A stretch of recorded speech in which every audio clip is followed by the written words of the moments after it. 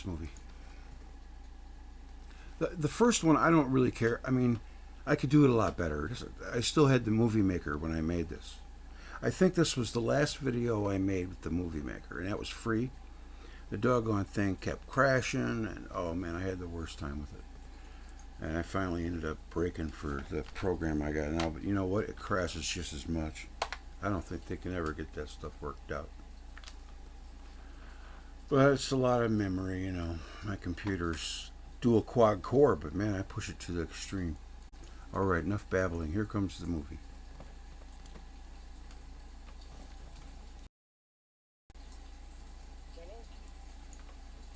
General, I must protest this impetuous decision.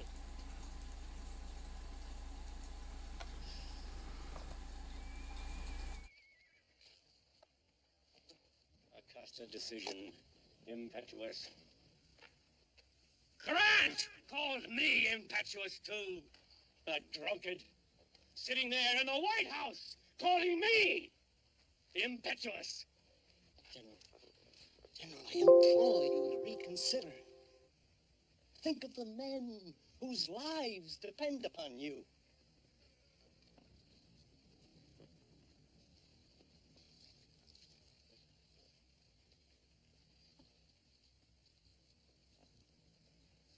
What do you think I should do, Mule Skinner? Sir, that man doesn't know anything. What do you say, Mule Skinner? Should I go down there or withdraw? I had him. But this time what I held in my hand wasn't a knife, but the truth. Well? What's your answer, Mule Skinner? General?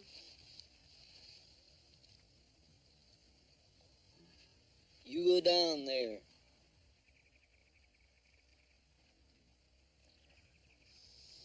You're advising me to go into the coulee? Yes, sir. There are no Indians there, I suppose. I didn't say that.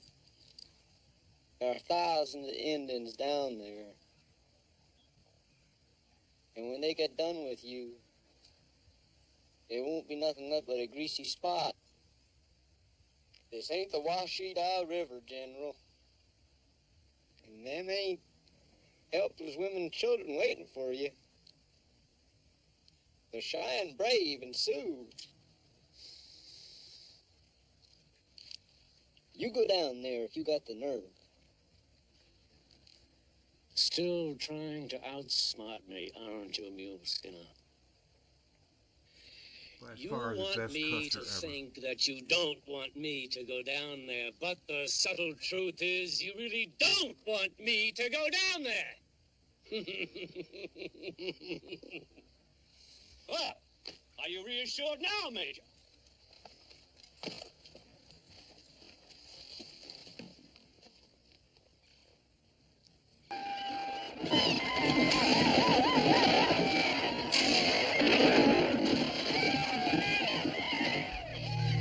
You remember General Custer and controversy that swirled around him back in the 60s or the 70s? I wanted to start this presentation off with the General Custer thing to give a graphical example of how historians can get things wrong. I remember my dad telling me that he was just a crazy brave general who took unnecessary chances, and I mean, he seemed to know, even with the fact that historical academia was saying that he was this great man that loved the Indians. And he knew better. I think that's always existed. People just know, but they don't really say anything about it. And he was hoisted up as a hero. In the story of the Little Bighorn, Little Big Man, a movie that was supposedly a history comedy kind of thing, has Custer depicted closer to the true Custer than the Errol Flynn figure. I know that. The witnesses that won the battle, the Indians, were completely ignored by the historians. I don't really see any battlefield detectives going in there or anything. The The Indians said that the battle lasted as long as it took a man to eat his lunch. So I don't really think you could call it a battle. Maybe it was a rout. But Custer severely underestimated the Sioux and the Cheyenne, and they had superior firepower to him. The army wanted to save money, and they had all of these bullets left over from the Civil War for these single-shot carbines that they equipped their troopers with. And the Cheyenne warriors mostly were using Henry rifles and Spencer rifles, you name it. They had a whole gaggle of weapons. They had everything from flintlocks to repeaters. They outgunned and outmanned the U.S. 7th Cavalry. Custer was probably being foolhardy. Plus, it taught the U.S. military a vital lesson that they employed in every war after that. And that is, if you send more ammunition your enemy's way than they can send yours, you'll win the battle every time. For a long time, that's the way it was. And then in the 60s and 70s, it started to come out where, the Indians were starting to be listened to. And then the battlefield detectives went there sometime in the 90s, and they cataloged all of the bullets, and they pretty much knew from the entire schematic of how the bullets were laid out how it went. And the Indians finally are listened to. It's just like myth. The ancients, our historians think that it's just a bunch of nonsense, but yet we still can't duplicate buildings that they made all those years ago. Who knows how long ago, really. That was just an example of how things can be wrong. One party that's in charge doesn't even want to listen to the other side. They say there's 7 layers to truth to everything. And even the layer that was underneath this layer was a Cheyenne saying. The Cheyenne, the Crow, and the Sioux were the main tribes that did the fighting. And the Cheyenne saying was, the Crow got the land, the Sioux got the glory, and we did the fighting and dying. I don't know how true that is, but the Cheyennes were called the human beings because they understood that a human being is the highest form of life on the earth that we know of, but we sure don't act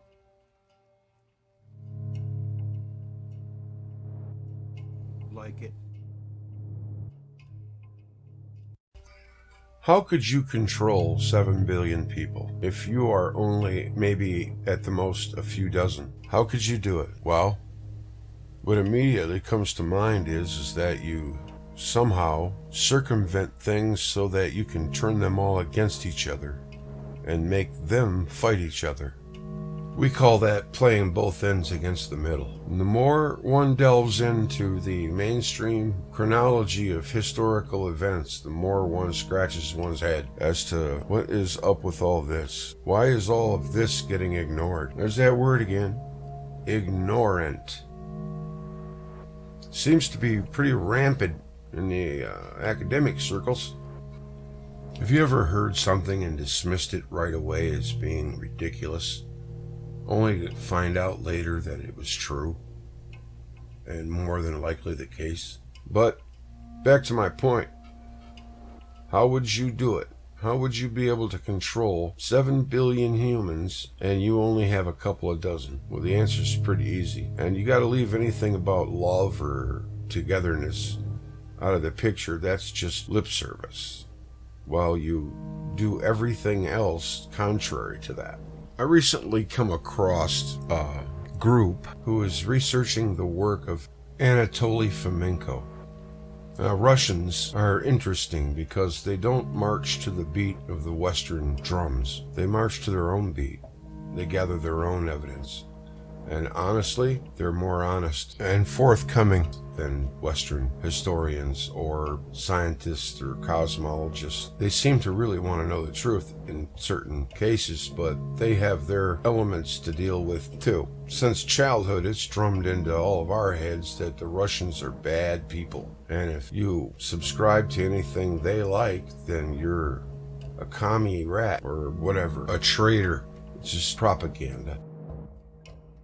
Anatoly Femenko, working with the theory, our history has been drastically changed. And of course, I put on my critical thinker's cap because of what I know about the story and cosmology.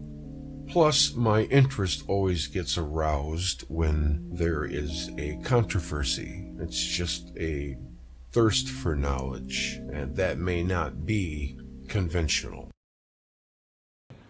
To the sun god of the Egyptians, Osiris.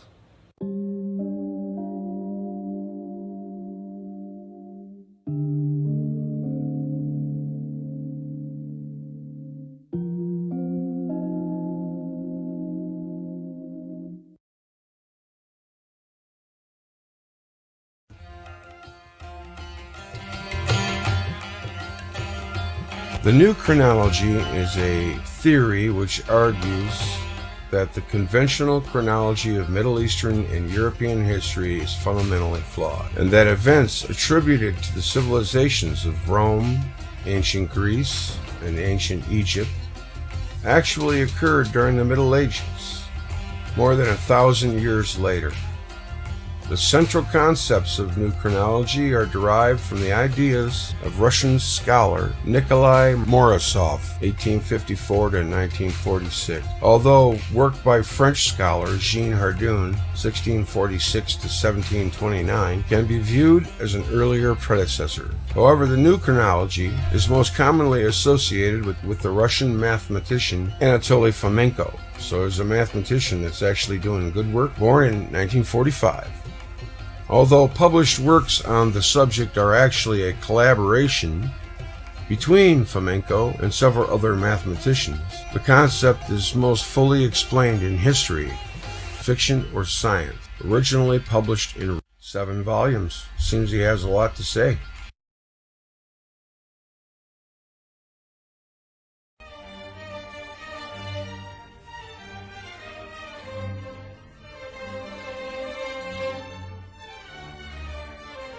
Is it possible that ancient Rome, Greece and Egypt were invented during the Renaissance? Can it be that Jesus Christ was born in 1053 AD and crucified in 1086 AD? History, Fiction or Science? Describes how the contemporary chronological scale was created and by whom, with the culprits named as the 16th-17th century clergy. The well-known model of history has enjoyed the relentless attention of prominent critics ever since its creation, including respected people like Sir Isaac Newton and Jean Hardouin, the court librarian of Louis XIV, the Sun King of France.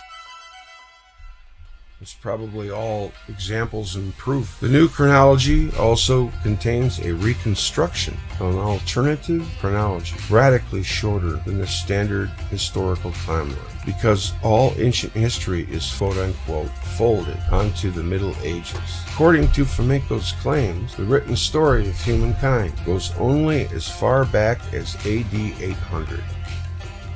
There is almost no information about events between 800 and 1000, and most known historical events took place in AD 1000 to 1500.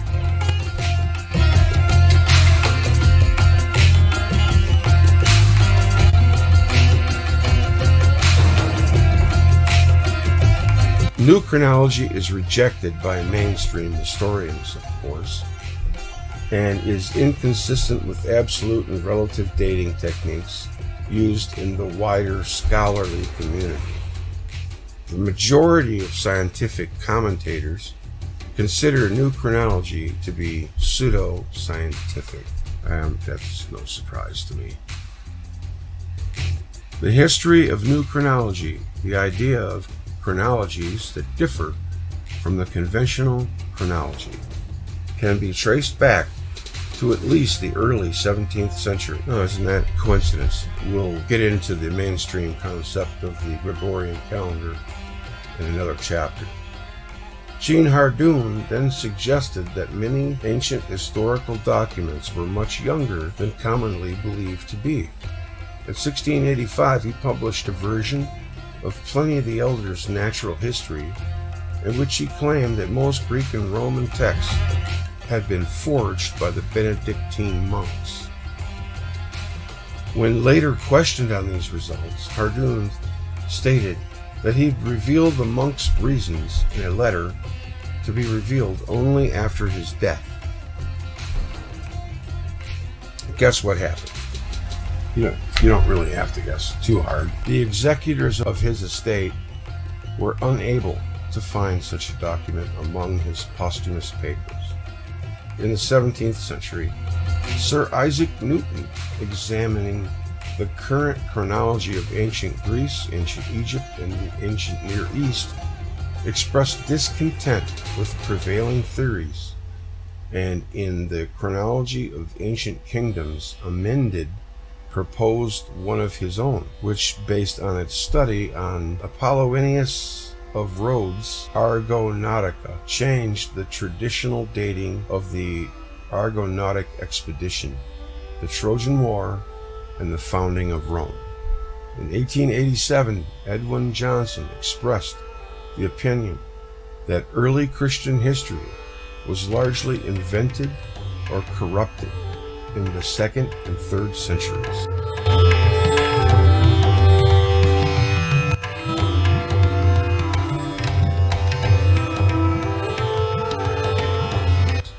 In 1909, Otto Rank made note of duplications in literary history of a variety of culture. Almost all civilized peoples have early woven myths around and glorified in pottery their heroes, mythical kings and princes, founders of religion, dynasties, empires, and cities. In short, their national heroes, especially the history of their birth and of their early years, is furnished with fantastic traits with a PH.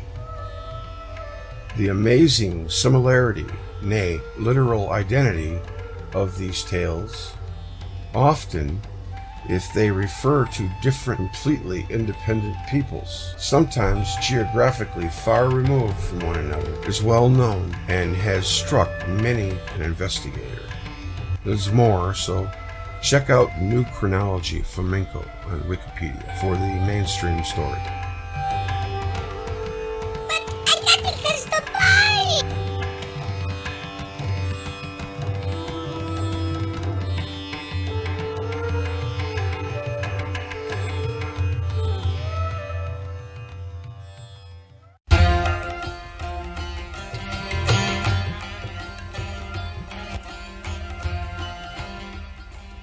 One of the things that Mr. Femenko is claiming, the historical chronology of events, 1,000 years has been added to the timeline. There's a young lady, her name is Sylvia. She does a lot of videos on a YouTube channel called New Earth. And don't let her young sounding voice and accent throw you off. She's very well traveled, very smart, and knows what she's talking about. Watch this. That contains all old maps. One must work hard to find different fragments here and there, and in most cases the maps are published in very low resolution so that one cannot read the small details, and also that makes it harder to notice the places where the map scientists and not by historians. So when there's nobody around to stop religion, you see what they can do. In more ancient time, the forces of evil, the parasitic forces, fought humanity openly, and everybody knew who fights whom. In more recent times, they completely changed their tactics. Now they don't show their faces openly, and they only operate through a relatively small number of humans who know everything and are members of the top levels of various secret societies. The rest of the population of the earth has been rendered so senseless and so unaware of its real nature and history as a result of the fraudulent propaganda of the parasites, which has been reshaping our views for many centuries, that most of us have become not people but sheeple, blindly following our so-called elected leaders. Although social surveys from all over the world all point to the fact that most of the people on this planet consider their government leaders to be total scam and fraud and criminals, still those very same people watch TV every day, TV which is censored by that same honest government. And these very same people believe the school books, although these school books have been instituted as true by that same government. The social institution of a country or a state developed at this point of time when the parasites manage to convince certain group of people to go against their own brothers. Then the need appeared for those groups to fence up parts of the earth as their own and call them states and countries. All this is described in the Vedas as the beginning of the dark ages of Kali Yuga. Before that, there were only provinces of the great empire of the survivors. And even that so-called empire was not an empire the way we imagine it nowadays. It was not a country that kept its citizens like slaves, like the modern countries. People were free and they owned the land they were born on. Finally, sometimes in the 16th and 17th century, the parasites managed to corrupt a group of the humans on the territory of Western Europe, and those started carrying out their plan of creating countries and states that were absolutely independent from territories that abided the law of goodness, the laws brought to them by the survivors or those educated by them directly or not. The parasites managed to appoint their own people, which were rebels and insurgent kings, who manipulated the public opinion with lies and false religion-based slogans. According to the law of that time, kings who did not have proper right to the throne, who were insurgents, they had to be punished by death. That is why these newly appointed rulers desperately needed a new history that will make their claim to the throne seem legitimate. All this was centrally orchestrated by the parasites, and that is why a very similar scenario happened almost in each and every European country. And that is when Scaliger was ordered to create a new history that would be convenient to the insurgent rulers, who in exchange for being placed on the throne by fraud, vowed in loyalty to the dark forces, who eventually would carry through them warfare against the citizens of these countries.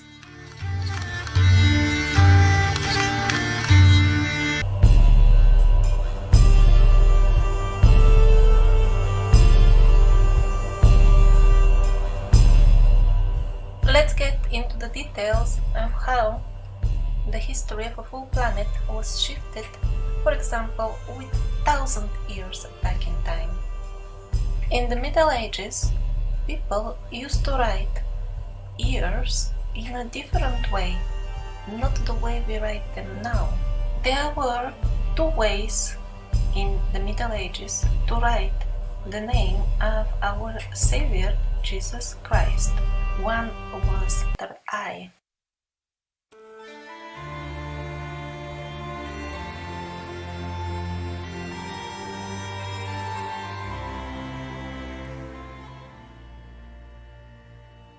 In some cases, the letter I, or in Slavic the letter X, was completely omitted.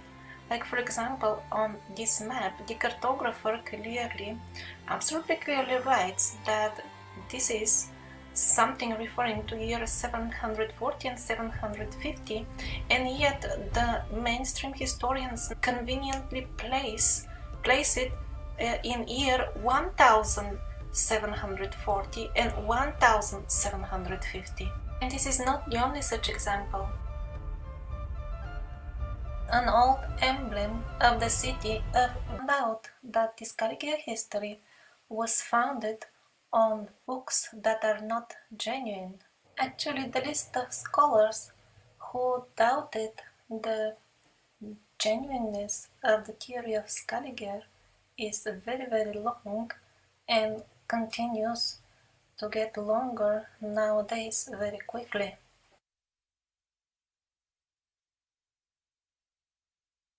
I have included it for your reference in the description of this video, and I would highly recommend that you have a look Yeah, at this it. is where I found There the are many information about contemporary the Celestians. scholars listed There's a lot of that good also authors here. maintain their websites. Some of them could be in your native language.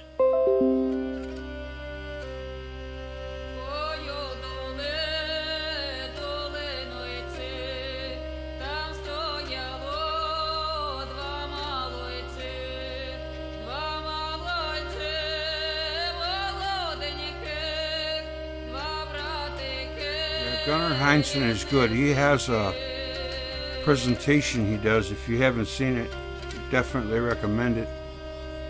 I'll get the link.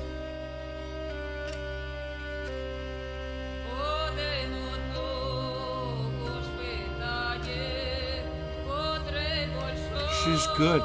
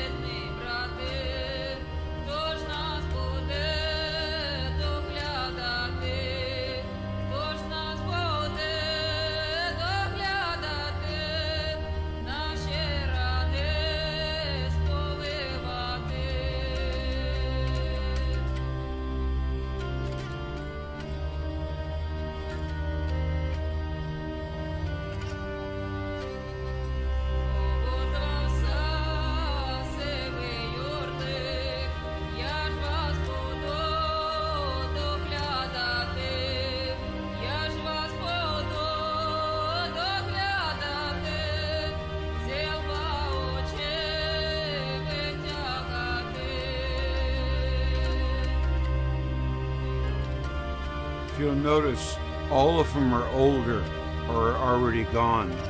That's why it's very important for young people to get a hold of this information.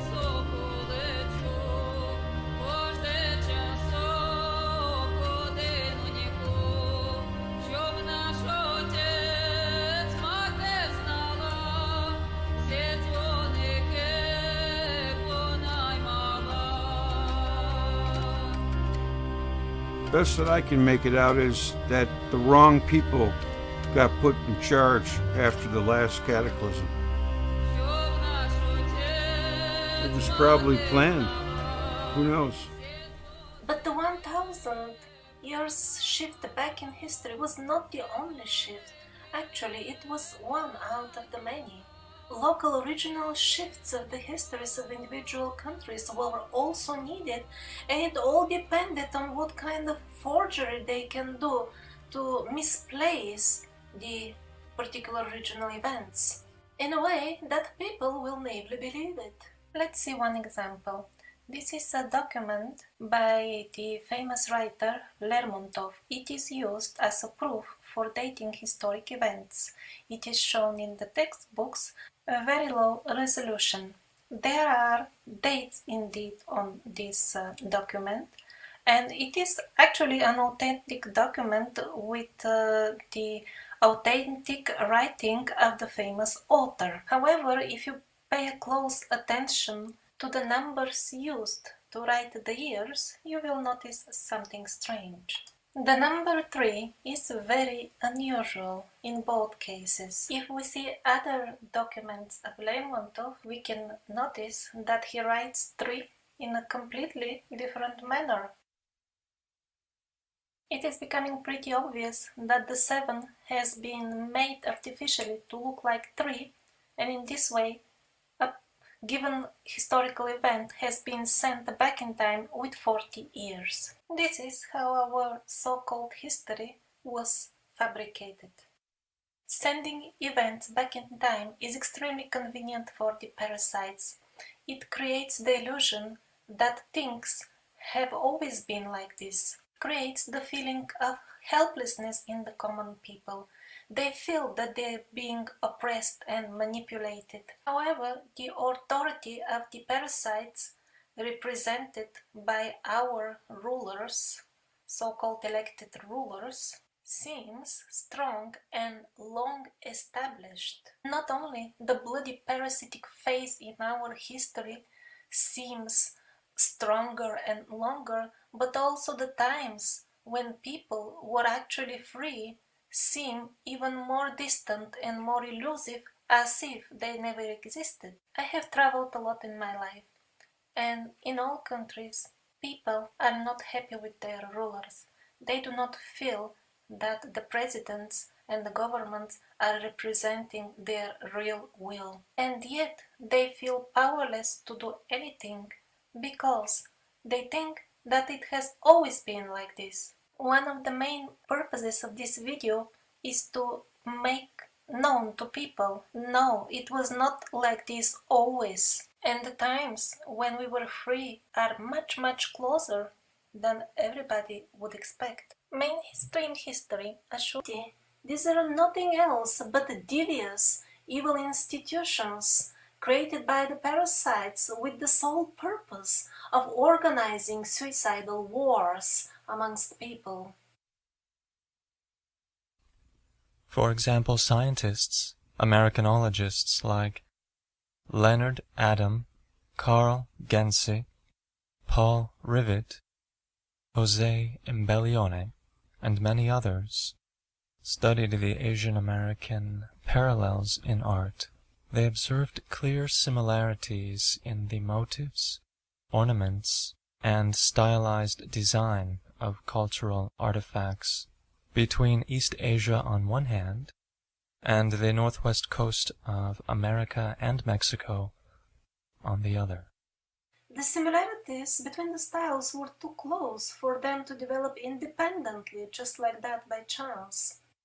Later on, German and Austrian anthropologists who created the theory of the Kulturkreis, or culture circle or cultural field, people like Grabner, Schmidt, Ankerman, Cooper, and others tried to prove that the cultures of all the nations around the globe originated from 7 or 8 successive waves of migration of a gigantic scale emanating from a certain mysterious center which should be located somewhere in Europe or Asia.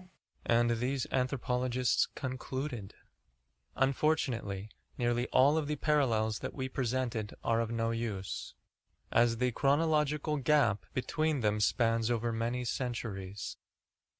If, let's say, the lotus pattern from Amaravati, India, date to the 2nd century BC, their Mexican doubles from Chichen Itza were created somewhere around in the 12th century AD.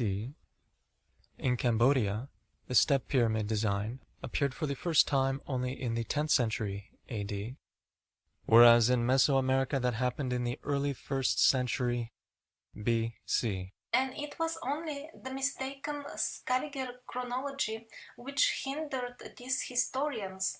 Their observations about... Funny thing about doing research is that the more you research something, like that poster says, the more crazy you look to ignorant people. I don't mean ignorant in a dumb sense. I just mean ignorant in a sense that they don't pay attention. Your average person would think any of this stuff is in left field. They just don't know any better. And that was probably the same case back then when they brought the new calendars out. I mean, this is totally feasible. It's in line with so many other things, too. It may be the reason why some people think that Velikovsky is wrong, but it turns out that he's not. This next guy that's going to talk for a few minutes, his name is Gunnar Heinsohn, and he is finding the same results.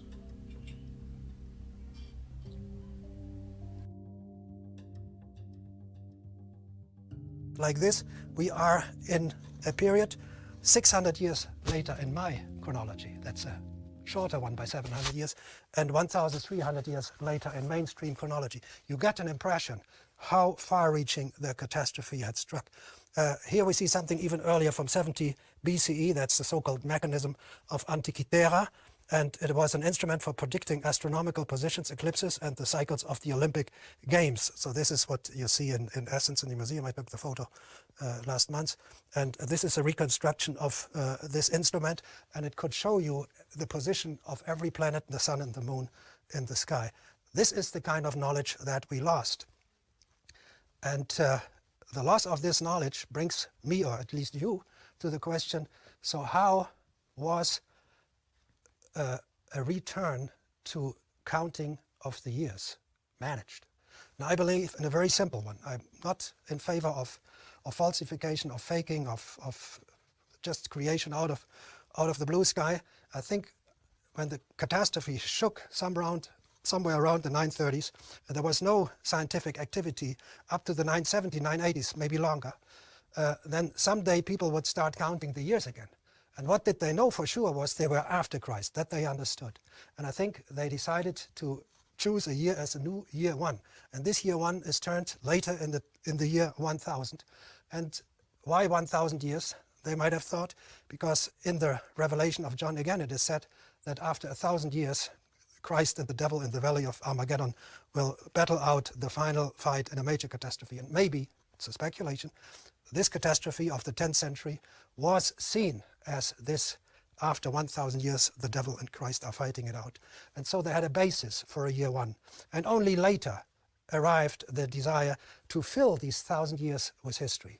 And that's when the composition began. So the authors had the very few sources on their table, and they had to put them in a sequence. Even in actuality, they lived in parallel. And this brings me to a few questions my son has asked, and I will focus on Christianity. The most important figure of Christianity is Paul the Apostle, Saul of Tarsus, a Jew from Tarsus, and he directed the radical movement all the way from Israel through Asia Minor to Greece and Rome without non-Christian sources ever mentioning him. It's a major problem in Christian history that the most important character, Paulus, is not known outside of the Christian books. But there's something interesting. 700 years after Paul, there's a major movement they call themselves the Paulicians, the followers of Paul. And they are in Asia Minor. They are right there where Paul was traveling and founding his churches and writing his letters to. And they are persecuted. They are killed. So there was a movement following Paul. And what is interesting in this movement, in the 8th century, they are still not Trinitarians. They still only believe in God. They don't think that Jesus or the Holy Spirit are godlike. And that's the theology of Paul. Paul didn't believe in Trinity, so he did not consider Jesus as a God. He only considered God as a God. So we have here two very similar movements side by side, but now separated by several hundred years. And if you bring back the sources used to fill 1,000 years from the vertical into the horizontal, suddenly you get real stories, you get real narratives. So here is Paul, and here is this movement. Another question is the most famous figure that will be the end of the lecture, King Arthur of Camelot. Everybody has seen movies about King Arthur of Camelot, and what do the historians tell us? John Myers, one of the leading British archaeologists of the last century. No figure on the borderline of history and mythology has wasted more of the historian's time. And if you write to the museum in the city of Camulodunum, you think it sounds like Camelot, Camulodunum, it's Colchester, and you ask them, isn't there a relation between King Arthur and King Atze of Camulodunum? They say, no, that's impossible. What do they say? Eastern England lay in the heart of the region first occupied by the Saxons, so cannot have been the area in which Arthur operated. Acting as a military leader of the Britons, Celtic, indigenous Britons, the invading Saxons, any historical Arthur would have had to have been operating outside the area of primary Saxon settlement. So they believe that all these areas were full of fully armed Saxons, and so Arthur could not have operated there. But you remember in the lecture that in actual fact, there's nothing, there's not even agriculture for the Saxons from 400, 500 to 900. So Saxons were there, and what is interesting in the Saxons is that they have pottery from the late Latine period, 1st century before Christ. And this is the period of Atzedomarus of Camulodunum. He lives in the 1st century BC, and he has this pottery and he has his coins. And here's the name in Greek on his coins, A-T-H-T-H, Atze. It's called Atze. So it's Atze of Camulodunum. And now that you understand, he shares the same pottery with the Saxons that are dated to the time of Arthur, but are actually some 700 years earlier. What happened? When Julius Caesar attacked the British Isles in the 1st century BCE, he was not alone in trying to conquer the British Isles. He was competing with the Germans from the areas of Hamburg, Bremen, Flensburg. They were much closer, they were much better equipped to take the islands than the British. So they were fighting each other, and the local people, the Celtic, the Britons, they were in between. And they made an alliance with the Romans to fight off the Saxons. Thus, when Arthur of Camelot, who is Atze of Camulodunum, was fighting in the 1st century BCE, he was defending his own land. The Saxons were trying to take it. They had not yet settled there. They were trying to take it. They took it. He lost the battle. So we have another explanation here. And the final question of my son, it's one of the major enigmas of Jewish history. Ashkenazi Jews, they begin in the High Middle Ages, after 930 Common Era. Later they move to Poland, everywhere else. And the problem is that in the early Middle Ages, in their original area in Germany, Belgium, France, in this area, there is no archaeological evidence for Jews from the 8th to the 10th century. So there's a hiatus of 300 years before the High Middle Ages. So they say if the Ashkenazi Jews begin here, and there are no Jews whatsoever in synagogue architecture for 300 years, they have nobody who could have been their forefathers. We have the same situation like in Jerusalem, where the Crusaders massacre Jews and Muslims, but in the stratigraphy of Jerusalem, you do not have Jews before this massacre occurs. So now when you understand that the Antiquity, late Antiquity, and early Middle Ages periods are not chronologically but stratigraphically like this, then all the hard evidence for Jews in this period belongs also to this period, where supposedly there is no hard evidence, which means that the Ashkenazi Jews are immediate followers of the Jews of the period that is now divided in Antiquity, late Antiquity, and early Middle Ages, but in actuality is one. Thank you for your attention.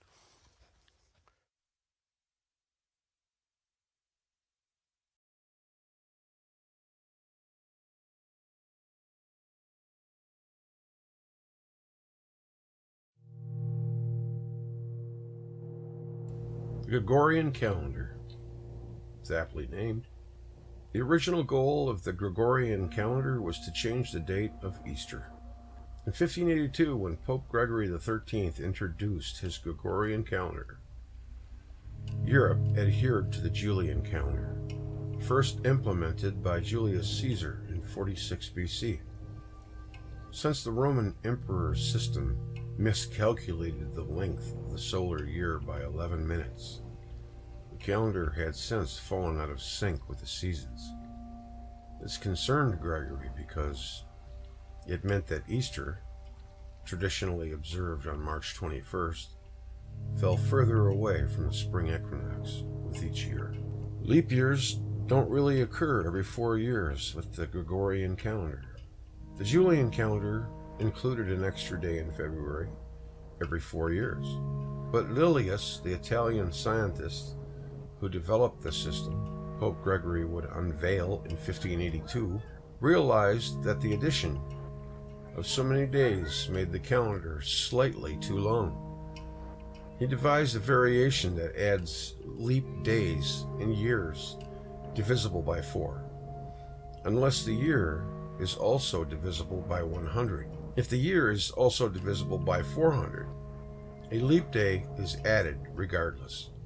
While this formula may sound confusing, it did resolve the lag created by Caesar's earlier scheme. Almost. The Gregorian calendar differs from the solar year by 26 seconds per year. Despite Lilius' ingenious method for syncing the calendar with the seasons, his system is still off by 26 seconds. As a result, in the years since Gregory introduced his calendar in 1582, a discrepancy of several hours has arisen. By the year 4909, the Gregorian calendar will be a full day ahead of the solar year, and by then we will be ancients. Some Protestants viewed the Gregorian calendar as a Catholic plot. Though Pope Gregory's papal bull reforming the calendar had no power beyond the Catholic Church, Catholic countries, including Spain, Portugal, and Italy, swiftly adopted the new system for their civil affairs. European Protestants, however, largely rejected the change because of its ties to the papacy, fearing it was an attempt to silence their movement. It wasn't until 1700 that Protestant Germany switched over, and England held out until 1752. Orthodox countries clung to the Julian calendar until even later, and their national churches have never embraced Gregory's reforms. Britain adopted the Gregorian calendar sparked riots and protests, maybe. According to some accounts, English citizens did not react kindly after the Act of Parliament advanced the calendar overnight from September 2nd to September 14th, 1752. Rioters supposedly took to the streets demanding that the government give us our 11 days. However, most historians now believe that these protests never occurred and were greatly exaggerated. On the other side of the Atlantic, meanwhile, Benjamin Franklin welcomed the change, writing, "It is pleasant for an old man to be able to go to bed on September 2nd and not have to get up until September 14th. Before the Gregorian calendar's adaptation, the English New Year began on March 25th, or Lady Day. Julius Caesar's calendar reform of 46 BC instituted January 1st as the first day of the year. During the Middle Ages, however, European countries replaced it with days that carried greater religious significance, such as December 25th, the anniversary of Jesus' birth, and March 25th, the Feast of Annunciation. The latter, known as Lady Day, because it celebrates the Virgin Mary, marked the beginning of the year in Britain until January 1st, 1752.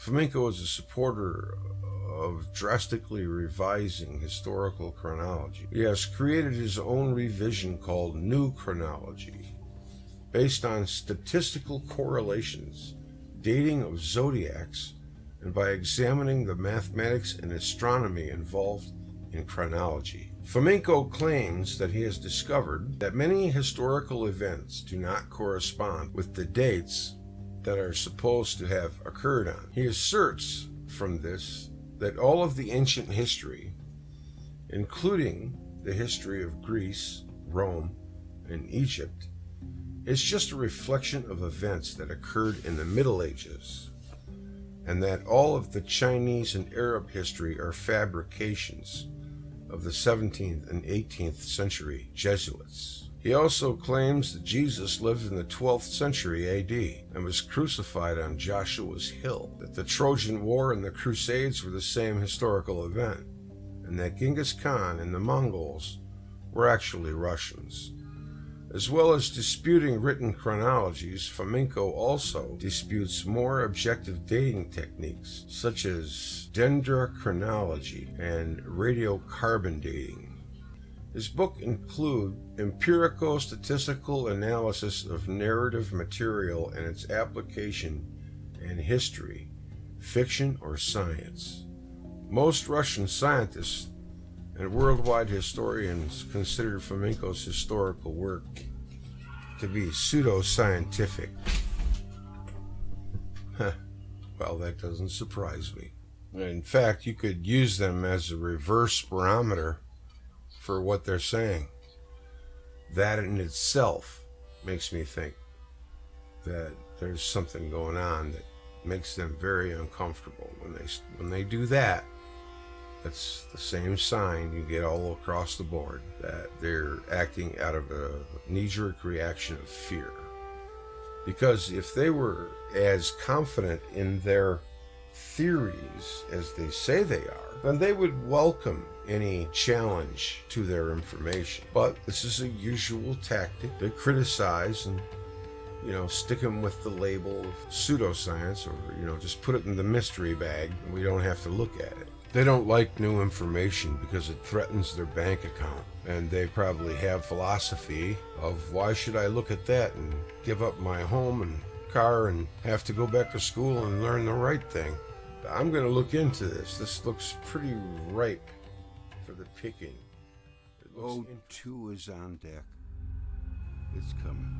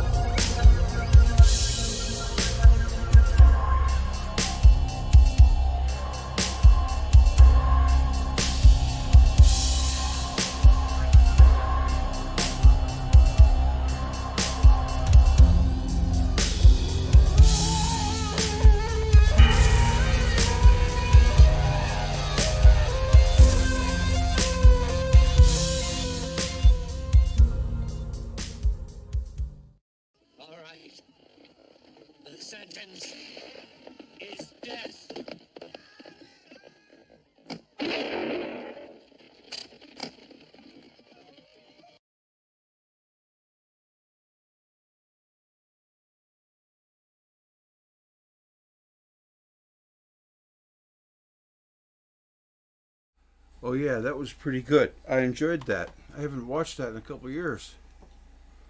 All right, I'm going to put on a little slideshow and find number 2.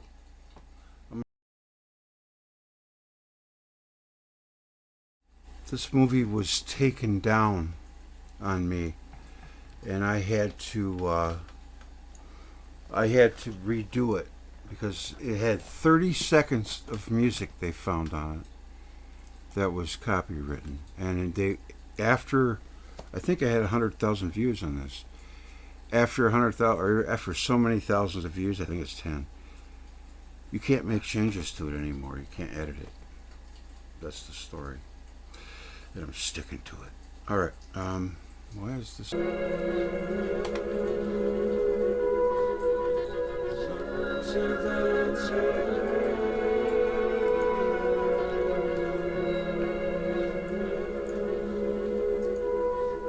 This one's a little more current.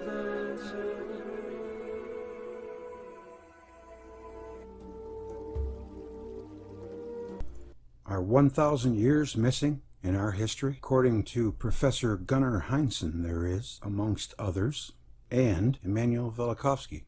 According to Professor Heinsohn, 700 years are missing in the 1st century AD. All the architecture is the same, the basilica type building, as far as digging down and finding the 6th century and then digging a little further in 5th and 4th and so on. 35,000 archaeological sites, and not one of them shows at all. They're all right next to each other. He pretty much just dunks it. It's hard to refute, but they had some good times in the Roman times. Bathroom situation was pretty damn barbaric. One learns the real reason stilts were invented. That's a good one. They'd just have a shat right there out on the street. All right, well, let's start out with a few things. You know, most of us thought that there was this big 2 million year ice age. Some Neanderthals appeared, punctuated with a brief period where a species of humanoid called Cro-Mag man came and apparently went, but not before they were able to go down into the caves all over Europe, paint these ridiculously good paintings, even though their brains were bigger than modern humans. They disappeared. Lord, it's a miracle! I'm vanished like a fart in the wind. That in itself is a head scratcher for me. Gunnar says that these 3 cataclysms that they are saying happened in the 2nd, 6th, and 9th centuries are actually just one. 3 have been reported. The evidence does not say that. The Vikings, the sailing people, they didn't get square sails until 700 years after the Romans had them, which doesn't make sense. The Vikings were a sea people. The buildings, the language, the wares, glass, pottery, the same, all over the board. When you cross-reference the study of ancient history, and where were the pirates? Just using mainstream, it's pretty easy to see that there was indeed some major bleepery going on back then. 15th, 16th, 17th centuries. So what we'll do is we'll summarize some key figures and events. We'll look at Joseph Scaliger, the Reformation, and the 30 Years' War. And we'll take a look at some of Femenko's findings. Let's get going.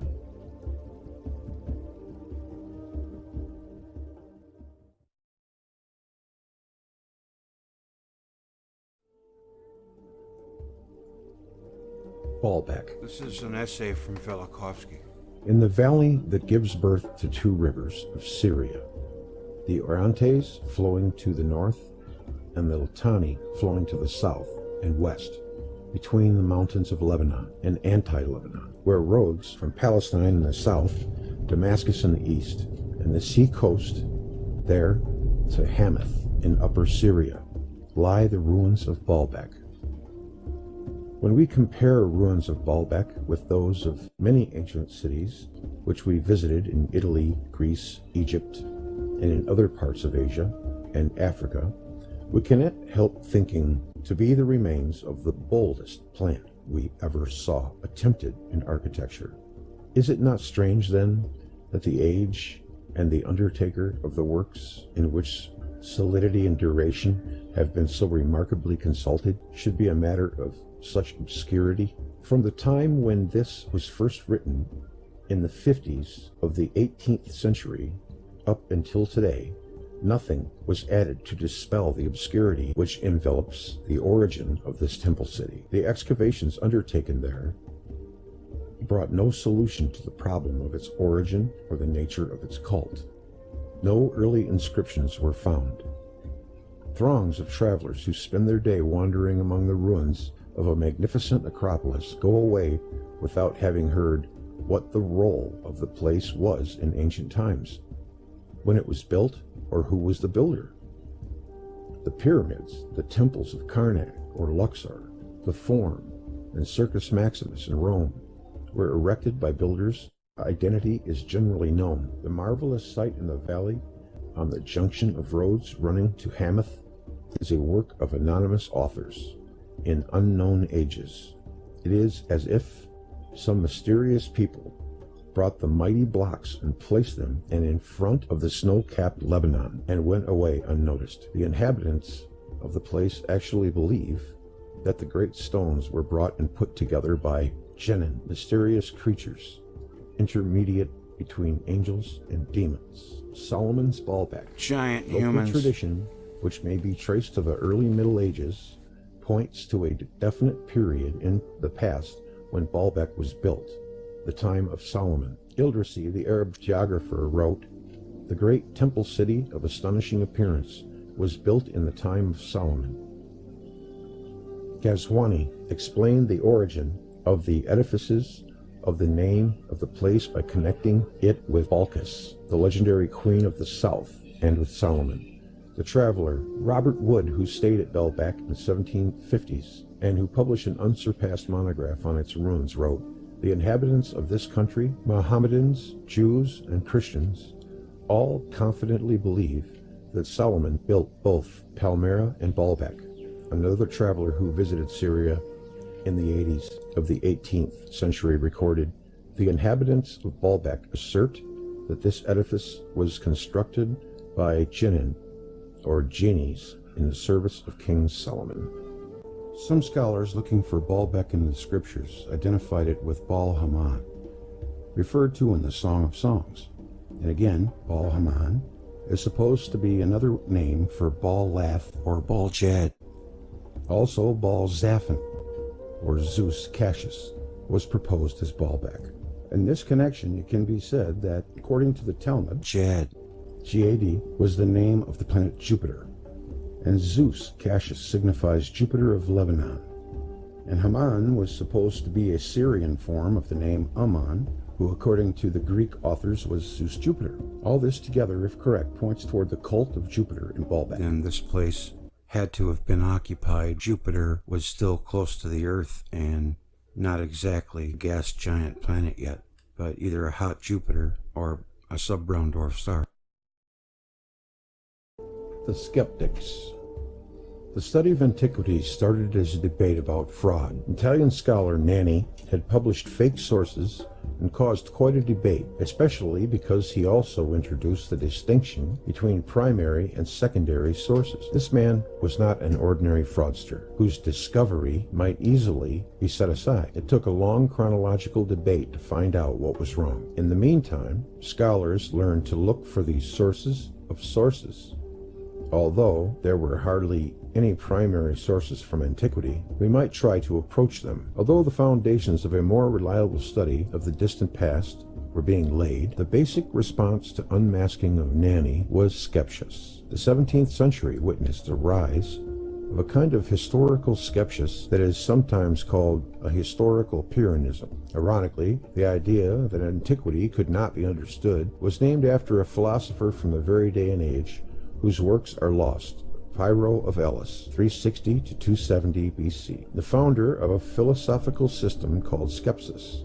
His point of departure had been that we cannot fully understand nature. You can see that lightning strikes, but don't hear the sound at the same moment. The straight pole suddenly looks crooked when you put it into a pool of water. Nature is incomprehensible. The implication is that you cannot establish with absolute certainty whether a statement about it is false or true, and that means that it is impossible to establish a system of ethical precepts, at least not if you want to base it on reality. The true lover of wisdom accepted this uncertainty and postponed his judgment. Nothing was certain. The philosophy of Philo, which was only known indirectly, became incredibly popular in the 16th and 17th centuries.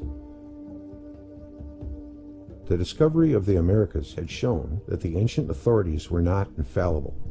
The Reformation had shown that religious truths were subject to debate, and wars of religion showed the consequences.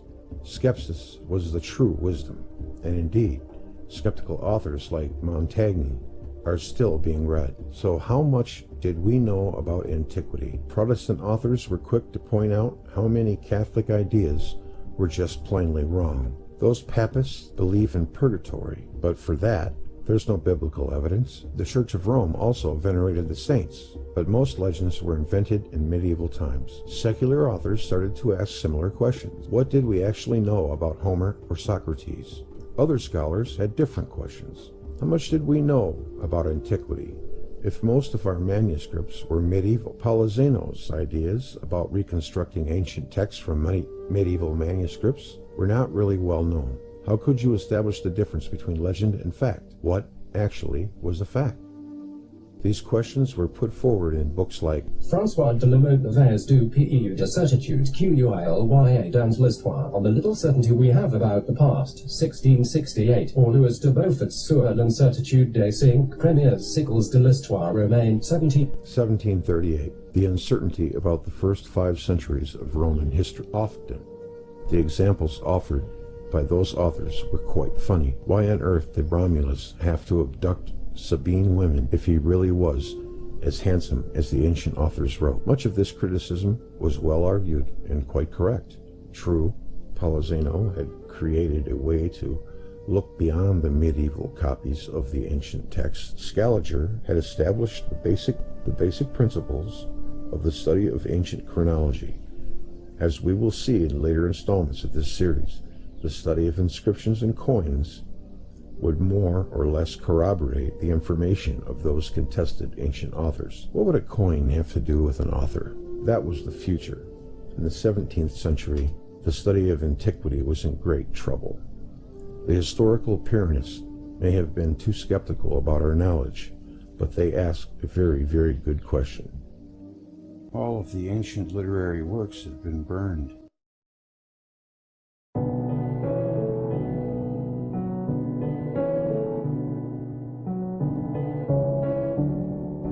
Joseph Justus Scaliger, August 5th, 1540 to January 21st, 1609, was a French religious leader and scholar known for expanding the notion of classical history from Greek and ancient Roman history to include Persian, Babylonian, Jewish, ancient Egyptian history.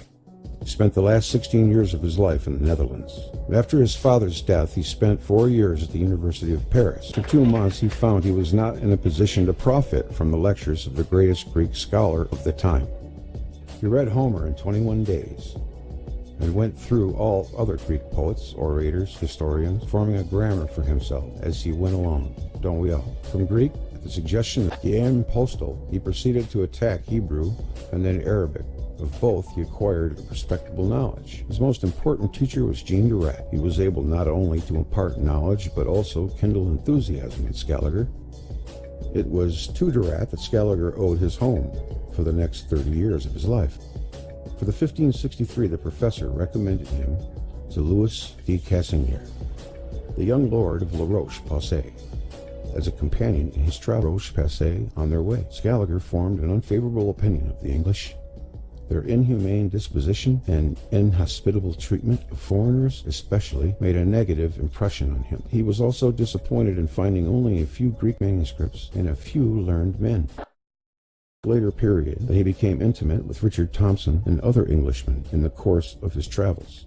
He had become a Protestant. On his return to France, he spent 3 years with the Chastainers, accompanying them into their different chateaux and Poitou, as the calls of the Civil War required.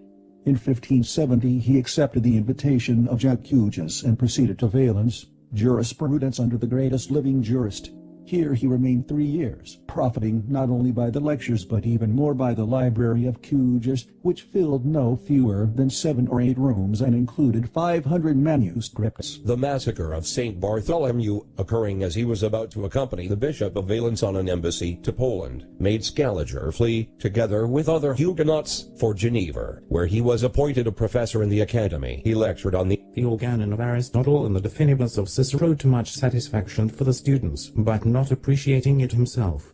He hated lecturing, and was bored with the importunities of the fanatical preachers. And in 1574 he returned to France and made his home for the next 20 years with Chastainer of his life. During this period we have interesting details and notices in the letters from cases inedites de Joseph Scaliger, edited by no access to libraries, and frequently separated even from his own books. His life during this period seems most unsuited to study. He had, however, what so few contemporary scholars possessed in leisure, and freedom from financial cares. I know, right? Academic output. It was during this period of his life that he composed and published his books of historical criticism. His editions of the Catalecta, 1575, of Festus, 1575, of Catullius, Tabelius, and Propertius, 1577, are the work of a man determined to discover the real meaning and force of his author. He was the first to lay down and apply sound rules of criticism and emendation, and to change textual criticism from a series of haphazard guesses into a rational procedure subject those to fixed books laws. are erotic. Mark Pattison. These works, while proving know what they got to Scaliger's do with right history. to the foremost place among his contemporaries as Latin scholar and critic, did not go beyond mere scholarship. It was reserved for his edition of Manilius, 1579, and his De Emendatione Temporum, 1583, to revolutionize perceived ideas of ancient chronology, to show the ancient history is not confined to that of the Greeks and Romans,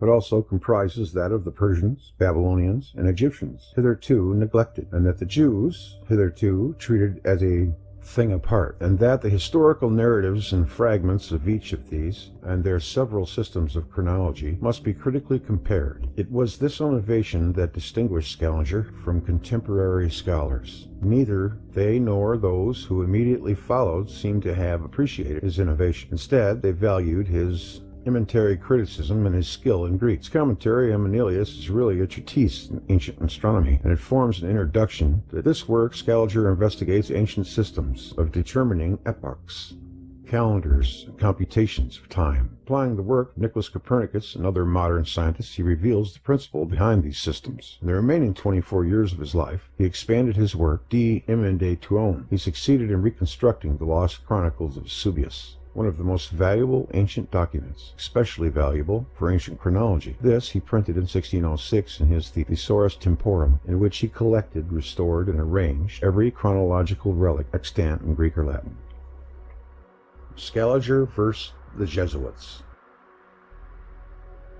But his enemies were not merely those whose errors he had exposed and whose hostility he had excited by the violence in his language. The results of his methods of historical criticism threatened the Catholic controversialists, the authenticity of many of the documents on which they relied. The Jesuits, who aspired to be the source of all scholarship and criticism. The source of all scholarship and criticism. Saw the writings and authority of Scaliger as a formidable barrier to their claims. Muret, in the latter part of his life, professed the strictest orthodoxy. Lipsius, what a name. Lipsius. Enemies therefore aimed, if not answered his criticisms, or to disprove his statements, yet to attack him as a man and to destroy his reputation. I'm sure he had some bones in his claw. It was no easy task, for his moral character was strong. Veronese descent. After several attacks purportedly by the Jesuits, in 1607 a new attempt was made. In 1594 Scaliger had published his Epistiola de Vetuste et Splendor Gentis Scaligere et J.C. Scaligeri Vita. Say that 10 times. In 1601, Gaspar Scipius, then in the service of the Jesuits, published his Scaliger Hypoboleimus, the Supposititious Scaliger, a quarto volume of more than 400 pages. The author purports to point out 500 lies What's up in with the that Epistle hypo? of Diviste of Seeing Scaliger, but hypo the main and argument of the hyperbole. book is to show the Hype, falsity of like, his pretensions you know, to be of the family of La Scala, Hyperborea. and the narrative of his father's early life. No stronger proof, says Pattison, can be given of the impressions produced by this powerful philippic, dedicated to the defamation of an individual, than it had been the source from which the biography of Scaliger, as it now stands, Well, it's in our probably where hype biographical comes from, right? collections, has mainly flowed. To Scaliger, Talking the about publication something. of Scaliger Hypoboemus was crushing. Whatever his father Julius had believed, Joseph had never doubted himself to be a prince of Verona, and his epistola had put forth all that he had heard from his father. He wrote a reply to Scipius entitled Confutatio Fabulae Burdenum. In the opinion of Pattison, as a refutation of Scipius, it is most complete. But there are certainly grounds for dissenting from this judgment. Scaliger purported that Scipius committed more blunders than he corrected, succeed in adducing any proof either of his father's descent from the La Scala family or of any of the events narrated by Julius prior to his arrival at Agen. Nor does Scaliger attempt a refutation of the crucial point, namely, that William, the last prince of Verona, had no son Nicholas, who could have been the alleged grandfather of Julius. Whether complete or not, the Confutio had little success. The attack attributed to the Jesuits was successful. Scipius was wont to boast that his book had killed Scaliger. The Confutatio was Scaliger's last work. 5 months after it appeared on 21st January 1609 at 4 in the morning, he died at Leyden in the arms of his son Heinsius. In his will, Scaliger bequeathed his renowned collection of manuscripts and books to Leiden University Library. Joseph Scaliger.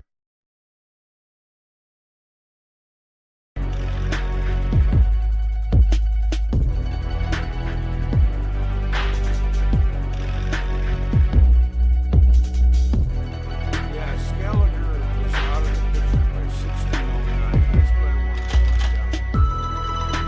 Jesuits took over. Blame Scaliger.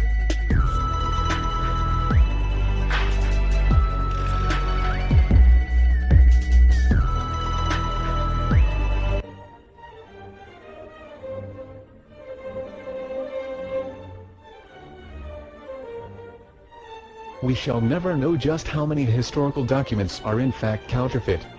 History in general goes hand in hand with a history of forgeries. Countless chronicles as well as works of art and literature have been considered authentic for centuries before becoming denounced as counterfeit. A presumed fragment of Cicero's De Consolatione discovered by the famous humanist scholar Sigonius only became identified as a work of the latter 2 centuries after the death of the author. We would probably still believe in Cicero's authorship of said fragment if it hadn't been for the discovery of Sigonius' written confession. Similar examples are rather abundant. The thespian poet Lucius Verus, who turned out to be a 18th century Dutch scientist by the name of Herkens, plagiarizing from the 16th century Venetian author Carrario. Classical text sold to the Leipzig library by a certain Schenes in the 1920s and so forth. Think of just how many remain undiscovered. After all, the larger part of the iceberg always remains underwater. However, there may be an equal amount of valid historical documents in existence that were declared forgeries due to their being at odds with the official history. Anatoly Femenko, the prominent mathematician, was the first to apply natural scientific methods to historical data, coming up with a revolutionary theory which implies a radical revision of history as we know it. This theory finally explains such historical oddities as the existence of Christian tabernacles in the pagan town of Pompeii and the Ottoman Turks referred to as Persians in medieval documents. It is rendered in Femenko's fundamental work entitled History, Fiction or Science, which is finally out in English.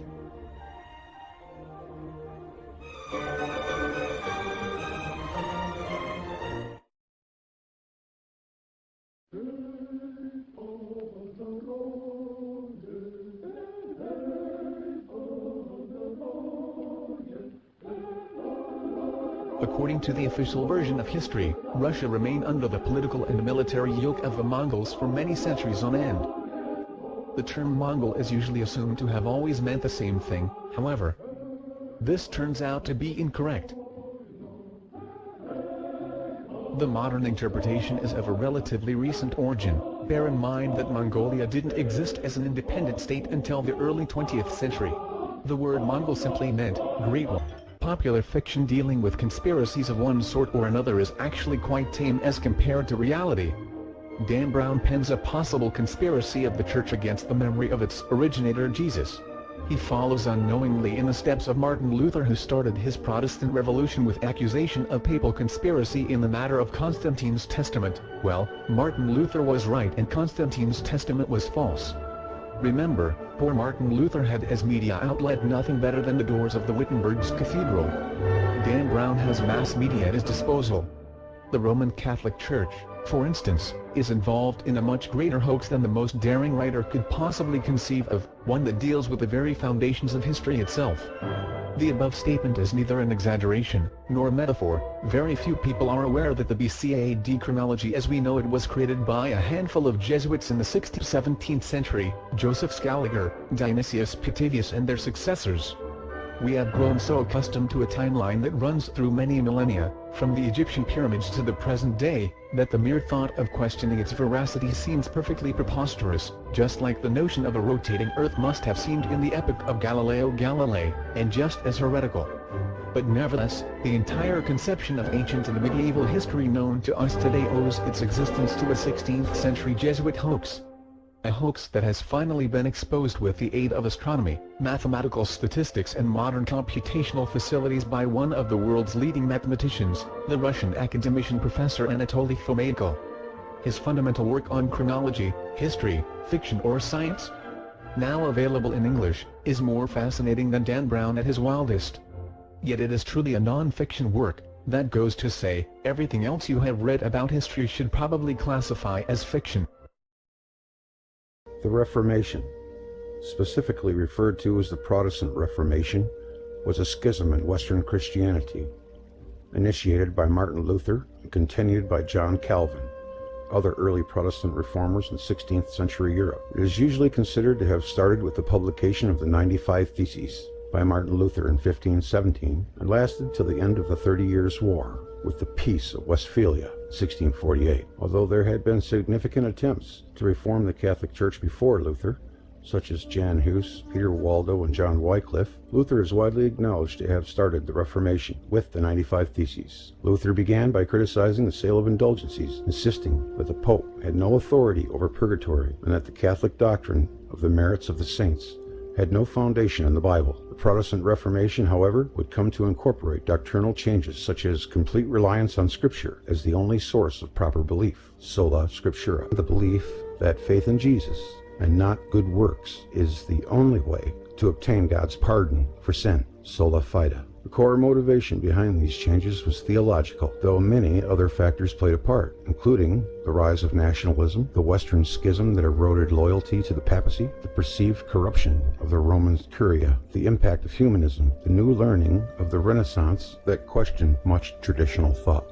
The initial movement within Germany diversified, and other reform impulses arose independently of Luther. The spread of Gutenberg's printing press provided the means for the rapid dissemination of religious materials in the vernacular. The largest groups were the Lutherans and Calvinists. Lutheran churches were founded mostly in Germany, the Baltics, and Scandinavia, while the Reformed ones were founded in Switzerland, Hungary, France, the Netherlands, and Scotland. Yeah, but who funded them? Not founded them. The movement influenced the Church of England decisively after 1547 under Edward VI and Elizabeth I, although the Church of England had been made independent under Henry VIII in the 1530s.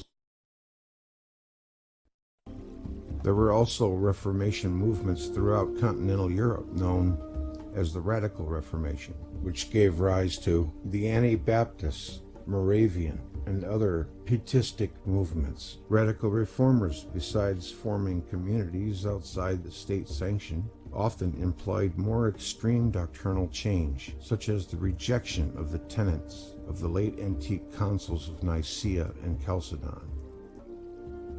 The Catholic Church responded with a counter-reformation initiated by the Council of Trent. Much work in battling Protestantism was done by the well-organized New Order of the Jesuits, of course, in general Northern Europe, with the exception of most of Ireland, Poland, and Lithuania, came under the influence of Protestantism. Southern Europe remained Catholic, while Central Europe was the site of a fierce conflict, culminating in the 30 Years' War, which left it devastated. The 30 Years' War was a war fought primarily in Central Europe between 1618 and 1648, one of the longest and most destructive conflicts in human history, as well as the deadliest European religious war in history. It resulted in 8 million fatalities. Initially a war between various Protestant and Catholic states in the fragmented Holy Roman Empire, it gradually developed into a more general conflict involving most of the great powers. These states employed relatively large mercenary armies, and the war became less about religion and more about continuation of the France-Habsburg rivalry for European political preeminence. The war was preceded by the election of the new Holy Roman Emperor, Ferdinand II, who tried to impose religious uniformity on its domains, forcing Roman Catholicism on its peoples. The northern Protestant states, angered by the violation of their rights to choose that had been granted in the Peace of Augsburg, banded together to form the Protestant Union. Ferdinand II was a devout Roman Catholic. He was relatively intolerant when compared to his predecessor Rudolf II, who ruled from the largely Protestant city of Prague. Ferdinand's policies were considered strongly pro-Catholic. These events caused widespread fears throughout Northern and Central Europe.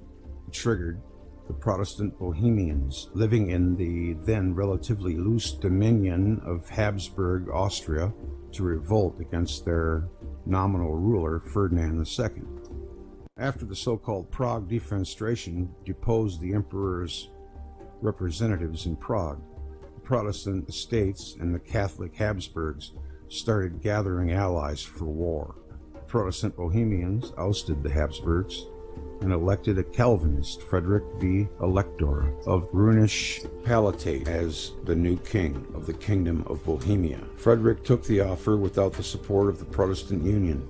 The southern states, mainly Roman Catholic, were angered by this. Led by Bavaria, these states formed the Catholic League to expel Frederick in support of the emperor. The empire soon crushed this perceived rebellion in the Battle of White Mountain, executing leading Czech aristocrats shortly after. The Protestant world condemned the emperor's action. After the atrocities committed in Bohemia, Saxony finally gave its support to the Union and decided to fight back. Sweden, at the time a rising military power, soon intervened in 1630 under its king Gustavus Adolphus, transforming what had been the Dutch rebels in the Netherlands, and the Dutch Republic intervened under the pretext of helping its dynastic Habsburg ally, Austria.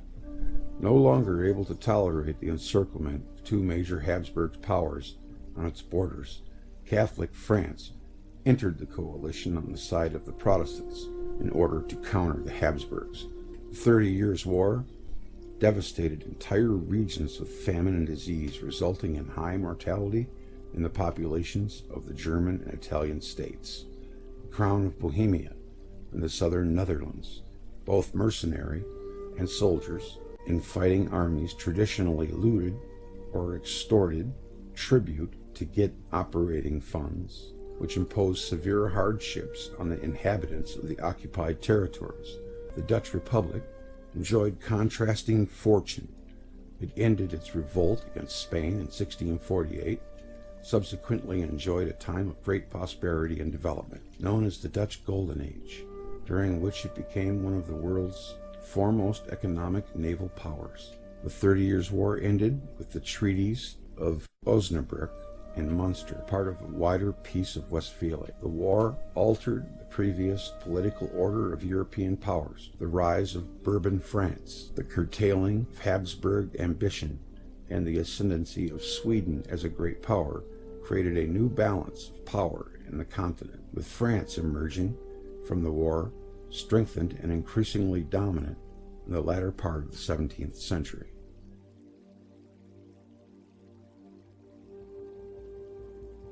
As listed here, Spain was interested in the German states because it held territories of Spanish Netherlands in the western part of the empire and states within Italy that were connected by land through the Spanish Road. The Dutch revolt against Spanish domination during the 1560s, leading to a protracted war of independence that led to a truce only in 1609. France was nearly surrounded by territory controlled by two Habsburg states, Spain and the Holy Roman Empire, and feeling threatened, was eager to exert its power against the weaker German states.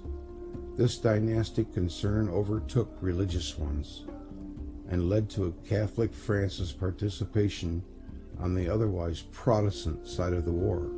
Sweden and Denmark-Norway were interested in gaining control over the northern German states bordering the Baltic Sea. One can really see the origins of America right there in all of that. These people back then were born with a foot on their throat. They were subjects. They weren't human beings. Anyone who thinks we haven't come a long way really needs to study the Middle Ages to see how good we have it today.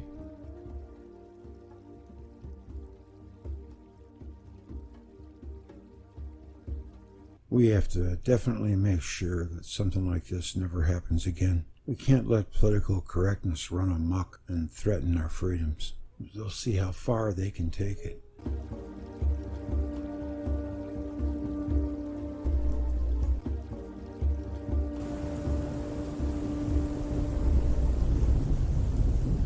The Inquisitions. The word Inquisition refers to harsh or unfair investigations or a series of questions. The Roman Catholic Inquisitions consisted of organizations within the Catholic Church acting on behalf of the Catholic Church, finding, interrogating, and punishing people who disagreed with Roman Catholic theology. We will be discussing two stage or period is known as the Spanish Inquisition, and it began in the beginning of the 15th century. It was launched against Protestants, Jews, Muslims, and others. Medieval Inquisition. The lead-up to the 13th century Inquisition involves the massacre of a group of dissident believers known as the Cathars or Albigenses, who rose up in France in the 11th century. Although there is room for debate as to if the Cathars held to truly heretical teachings, it is a fact that they believed the Roman Catholic Church's sacramental system was evil, and that the Catholic Church was not teaching God's message, which was expressed in the Holy Bible. These people had a very high view of Scripture. They believed that when secular authorities punished heretics, that this was sin. The name Cathar means pure. They sought to live lives of holiness. A 13th century Dominican named Renarius estimated that by his day, there were over 4 million Cathars in over 1,000 cities. Rome perceived this movement as a serious threat which was to be eliminated. In 1179, the Third Lateran Council condemned and anathematized this group, and in 1208, Pope Innocent III decided to launch a vicious crusade against them. This crusade lasted from 1209 to 1229. In a general letter to the faithful, Pope Innocent III angrily wrote, quote, "O most mighty soldiers of Christ, most brave warriors, ye oppose the agents of Antichrist, and ye fight against the servants of the old serpent. Fight for God." This war on the Cathars, though ultimately unsuccessful in and of itself in getting rid of all of them, was nevertheless extremely bloody and ruthless. In one incident, the so-called Battle of Bezij resulted in the slaughter of 10,000 to 20,000 believers. Commenting on this incident, Philip Schaff notes, "Neither age nor sex was spared. Church walls interposed no protection, and 7,000 were put to death in St. Magdalen's Church alone." Pope Innocent III offered his crusade soldiers spiritual reward for the murder of these believers, that is, indulgences for the remission of temporal punishments for sin. This crusade involved many massacres as well as the burning of Cathars who were captured. The clerics within the Cathar movement were ruthlessly eliminated without the benefit of a hearing. In regards to the stronghold of Minerve, 140 Cathar clerics were burnt alive, and the prisoners had their ears, noses, and lips cut off. Commenting on the severity of this crusade, historian Williston Walker notes that Innocent III's efforts, quote, led to 20 years of destructive warfare, in which the power of the southern nobility was shattered and cities and provinces devastated. Another group which was to be eliminated was known as the Waldensians. This movement began in 1177 in Italy and was based on the teachings of Peter Waldo, AD 1140 to 1218. The Waldensian believers affirmed that the Bible was the ultimate authority and that whatever was not found in Holy Scripture was not to be believed by Christians. These believers practiced memorizing the Bible, and its preachers went out 2 by 2 preaching. They, among other things, rejected masses and prayers for the dead as unscriptural and denied Rome's doctrine of purgatory. They also refused to venerate saints. Because of these teachings, the Roman Catholic Church enacted what is known as the Episcopal Inquisition, whereby local Catholic bishops would turn unrepentant Bible believers like the Waldensians and others, who refused Rome's teachings, over to civil authorities for punishment. This Episcopal Inquisition was ordered by Pope Lucius III, who reigned from AD 1181 to 1185. On November 4th, 1184, he, in unison with the Council of Verona, issued the bull Ad Abolendum, that is, on abolition, where he condemned and excommunicated the Waldensians and other sects. The bull says, quote, "To abolish the malignity of diverse heresies which are lately sprung up in most parts of the world, it is but fitting that the power committed to the Church should be awakened, that by the concurring assistance of the imperial strength, both the insolence and malpertness of the heretics in their false designs may be crushed. We likewise declare all entertainers and defenders of the said heretics be liable to the same sentence, unless by adjuring his heresy and making satisfaction he immediately returns to the orthodox faith. We decree him to be left to the sentence of the secular judge, to receive condign, that is deserved punishment, according to the quality of the offense." In the same bull, Pope Lucius III also decreed that the goods and money of the punished heretics be confiscated for the use of the Roman Church. This led to what is known as the first formal Inquisition in the medieval era. In 1229, the Council of Toulouse issued a decree sanctioning burning at the stake for the punishment of heresy. Likewise, the German Mirror of Saxon laws were compiled in 1235 and ordered the execution of heretics and unbelievers by burning at the stake. With Cathars still around due to the failure of Innocent III's crusade against them, as well as Waldensians and other dissidents walking the lands, Pope Gregory IX, who reigned from AD 1227 to 1247, cemented the Inquisition.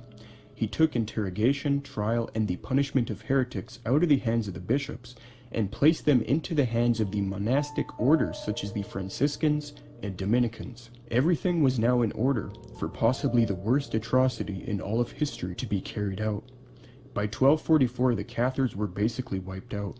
Their last refuge was Montségur, France. However, they were overcome by the Inquisition, and the 200 remaining Catholic clerics were there burnt alive.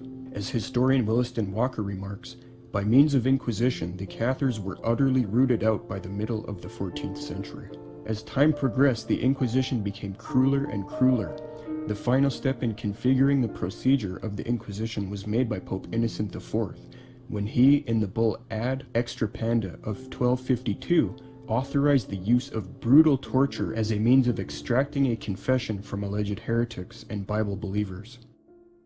This practice was also confirmed by later popes such as Alexander IV in 1259 and Pope Clement IV in 1265. Again, during this period, the inquisitors responsible for hearings, confiscation of property, overseeing torture, and burning at the stake were mainly priests within the monastic Dominican and Franciscan orders. In regards to citizens turning in other citizens for interrogation, the Council of Toulouse, in its 18th canon, made it clear that mere suspicion or public rumor of heresy was sufficient for formal Inquisition proceedings to be leveled. This resulted in people falsely being accused of heresy by Catholic citizens they had rivalries with. Others turned in members of their own community in order to appear loyal to Rome and avoid Inquisition themselves. There were even fixed rewards given to spies who specialized in ratting out suspected heretics and Bible believers. In 1239, at Mount Amy, he had 27 burnt to death, or as another account reports, 180. Michael C. Thomset mentions one of the most sadistic and maniacal inquisitors of the 13th century, namely Conrad of Marburg. He investigated heresy in Languedoc and Rhineland. Many placed into his hands were given the choice of speedy confession or death by burning. The Archbishop of Mayence wrote to Pope Gregory IX about this cruel method, and the Pope's response was to identify Conrad as a champion of the Christian faith and to encourage him to continue punishing heretics as well as alleged witches. Conrad was known for stripping naked those he tortured in order to first humiliate them. Now, the previously mentioned Waldensian Bible believers, though hunted vigorously and massacred by Rome during the Inquisition, nevertheless miraculously survived it, unlike the Cathars. Schaff notes that in 1308, Dominican and Franciscan inquisitors hunted and murdered the Waldensians in Bohemia and Poland. However, after facing the Inquisition and enduring the horrors it produced, the Waldensians eventually escaped into the mountain regions of northern Italy in order to avoid total annihilation. They survived over the centuries, and many of them eventually joined the Protestant Reformation movement in the 16th century. It's interesting to note that many of Rome's quote-unquote saints came out of these Dominican and Franciscan orders which were involved with the Inquisition. For example, St. Thomas Aquinas and St. Albert the Great were Dominicans, and St. Bonaventure was a Franciscan. It's sickening how Rome would canonize and exalt men who were involved in orders which oversaw the torture and death of massive amounts of Bible believers and others. The medieval Inquisition did not stop there. In AD 1484, Pope Innocent VIII produced the bull Summis Desiderantis Affectibus, wherein he authorized inquisitors to find, try, and murder alleged witches. In this so-called Great Witch Hunt, intellectual arguments meant to persuade the person of their error were not utilized by inquisitors. Instead, the goal was to extract a confession by torture and then murder those rumored to be alleged witches. It was believed by the Catholics that a witch could not cry from pain, and since those tortured cried, the papal inquisitors claimed the devils must have made them cry as a trick to convince everyone they were not a witch. The inquisitors would often shave the bodies of alleged witches, including the private parts, since Catholic superstition at that time said that witches would 1. Hide objects of witchcraft in their hair or private parts, and 2. That witches had a birthmark or scar which would function as a teat to feed milk or blood to imps or the devil himself. Inquisitors would therefore stab alleged witches on their scars or birthmarks with needles, since they claimed a witch would not bleed if their witch's teat was pierced. However, when the people did bleed, the torturers claimed Satan allowed the bleeding to make it appear the person was not a witch. They then resorted to torture such as putting hot boiling fat in the person's eyes, underarms, and thighs, which many times led to infection or death. In Germany, alleged witches who were tortured into confession then had hot irons put on their breasts and arms, their right hand cut off, their body burnt at the stake, and their ashes thrown into the river. Most of these accused witches were simply social outcasts the community did not like, the Spanish Inquisition. Just when one thinks it could not possibly get any worse, they encounter the second phase of Inquisition known as the Spanish Inquisition. In the 1480s, many conversos fled to Portugal to escape Inquisition. However, in 1536, the Inquisition found its way even there. In his work, The Grand Inquisitor's Manual, Jonathan Kirsch relays that, quote, Protestants joined the Jewish and Muslim conversos as principal targets of the Spanish Inquisition. In 1533, a priest who was charged with the seduction of a nun sought to appease the inquisitors by offering them the names of 70 men and women whom he denounced as Lutheran heretics. The first Protestant burned for heresy by the Spanish Inquisition went to the stake in 1540, and 26 of the 30 accused heretics at the auto at Toledo in 1559 were Protestants. The procedures of Inquisition at this time were as follows, as developed by the Inquisitors General Thomas D. Torquemada. First, there was accusation. Any civilian could level an accusation of heresy or immorality against another, and it would result in a tribunal. Even if no citizen accused anyone, inquisitors could freely accuse citizens. Abuses crept in, since the wealthy were often targeted by inquisitors, since their wealth would be confiscated and go towards funding Inquisition. Second, there was detention. Once accused, the person was detained and their property was seized temporarily, depending on the outcome of the tribunal. Detention often lasted months. Families of the detained were not informed, which often resulted in women and children of the family not being able to survive without the man of the house around. Thirdly, after detention came interrogation. The goal was to gain a confession and pass a sentence. There was no intention of convincing the accused of the error of their alleged heresy or immorality. There were many methods of torture used to gain a confession, including the following. There was the garrucha or strappado, which was a suspension system which had ropes, weights, and pulleys. The victims' arms were tied behind their back. They were hoisted in the air, and then they were dropped. They were stopped in midair right before hitting the ground, so that the weights tied to their ankles caused great pain and dislocation. There was also the taka, which was basically waterboarding, where a cloth was put over the victim's mouth and water poured in, resulting in the victim feeling like they were drowning. Also utilized was the potro, or rack. The victim was placed on this device, and their arms and legs were severely stretched, causing excruciating tearing of the muscles and dislocation. In 1591, Pablo Garcia, the secretary of the Suprema in Madrid, wrote instructions on how this torture was to be carried out. He stated, quote,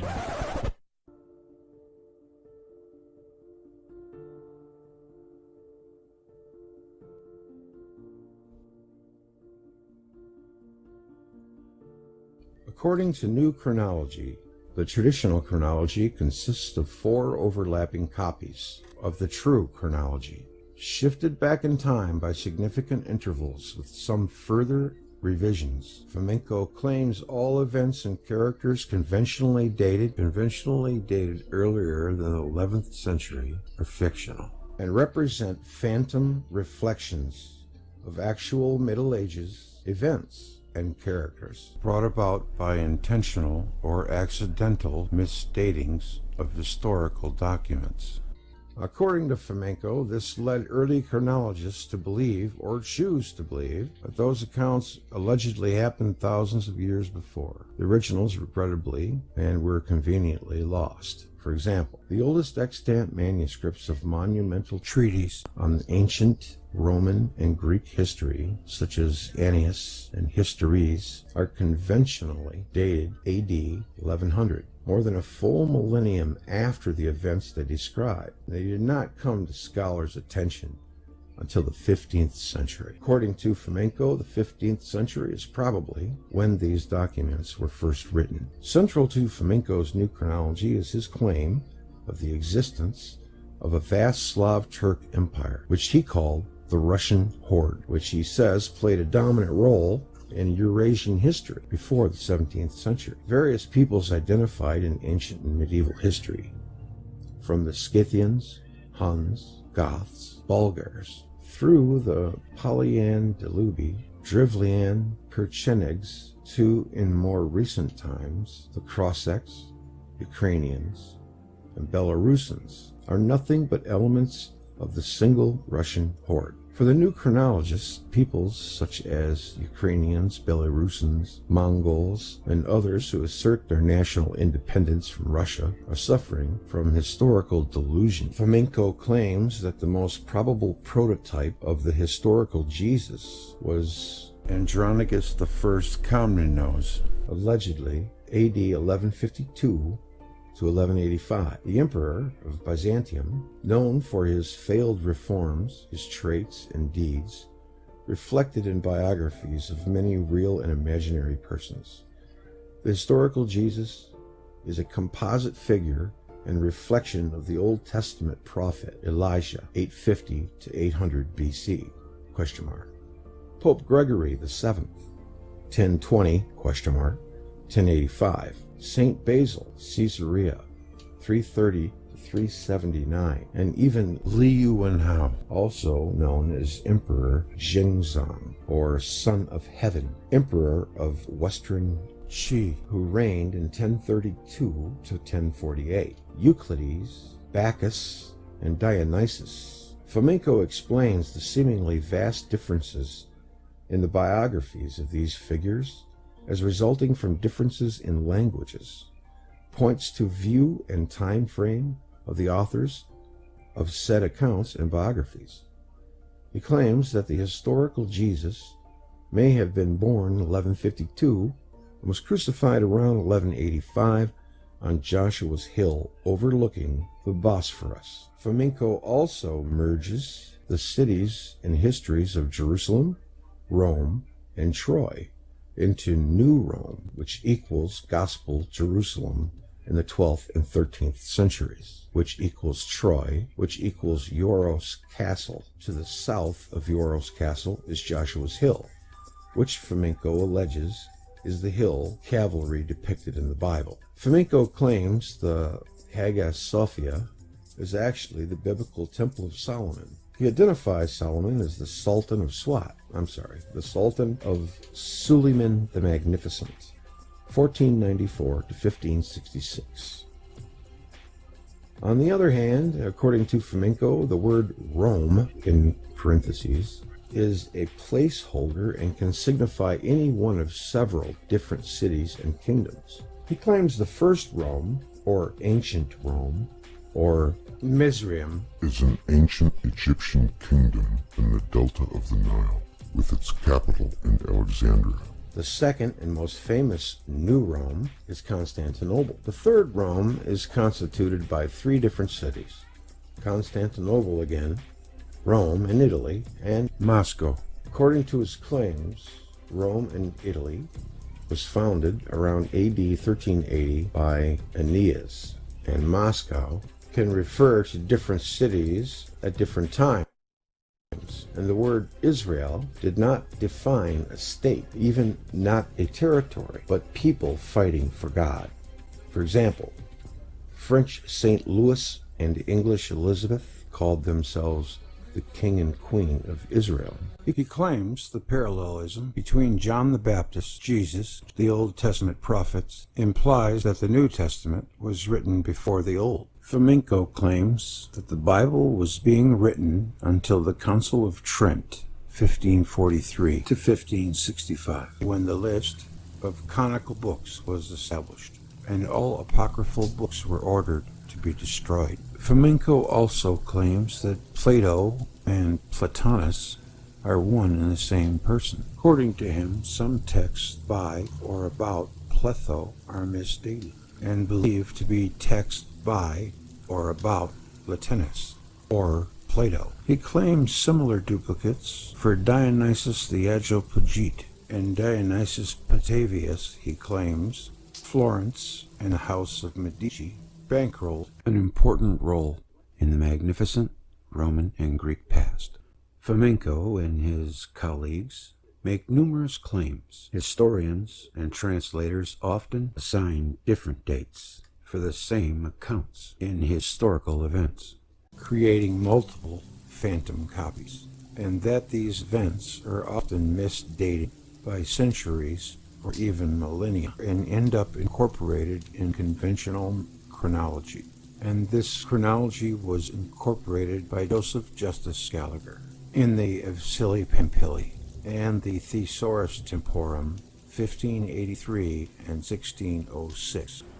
In his chronology, the events of the New Testaments, Femenko believes there is no reliable written record of human events before the 11th century, because most of our knowledge of earlier cultures is based on texts or copies of texts that date from after that era. From that point on, chroniclers, primarily learned religious scholars, use supposition, arbitrary consensus, to fix the dates of key events in history. In doing so, they grafted recent occurrences onto earlier dates, sometimes unwittingly, sometimes perniciously, thus creating numerous historical duplicates. History appears to repeat itself, Femenko suggests, because it is thoroughly plagiarized. In this chronology, the events of the New Testament precede those of the Old Testament, and in any case, most of the stories are concocted to reflect later incidents. Joan of Arc was a model for the biblical kid. Does this sound uncanny? Well, a little bit, but you know what? I think it hasn't been anywhere near as long as they say it is since our last cataclysm. And for all we know, it could have been 200 or 300 years ago. We really don't know. We only know what we have. And what he was saying is nothing exists after before 1100 AD. So, I mean, it's anybody's guess what could have happened up till then. Crazy. He's a tad nationalistic, though. So, I don't know what's driving his motivation. This version of events is sustainable by hard facts and logic, validated by new astronomical research and statistical analysis of ancient sources, but it's a corrupted cosmology. To a greater extent than everything you may have read and heard about history before. See, this is another example of someone who's a maverick in their field, but taking it for granted that mainstream cosmology is correct. That's why they call it the queen of the sciences. And in short, he argues that Bolderadian copies without an original. We are in a matrix with medieval rules. These rules are explained in a 7-volume corpus by Femenko, of course. Who controls the past controls the future. Who controls the present controls the past. The late Russian social critic Alexander Zinoviev provided the foreword to this masterwork. The entire history of humanity up until the 17th century is a forgery of global proportions, he wrote, a falsification as deliberate as it is universal. It sounds insane, and it is derided by most modern scholars as pseudo-history. Orwell's old cliche about control of the past may come as a shock to young first-time readers of 1984, but to chronologists, it's old hat.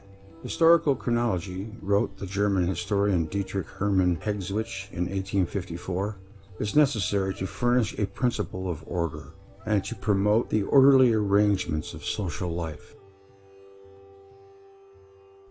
When you get older, you come full circle and you realize that all that don't mean shit.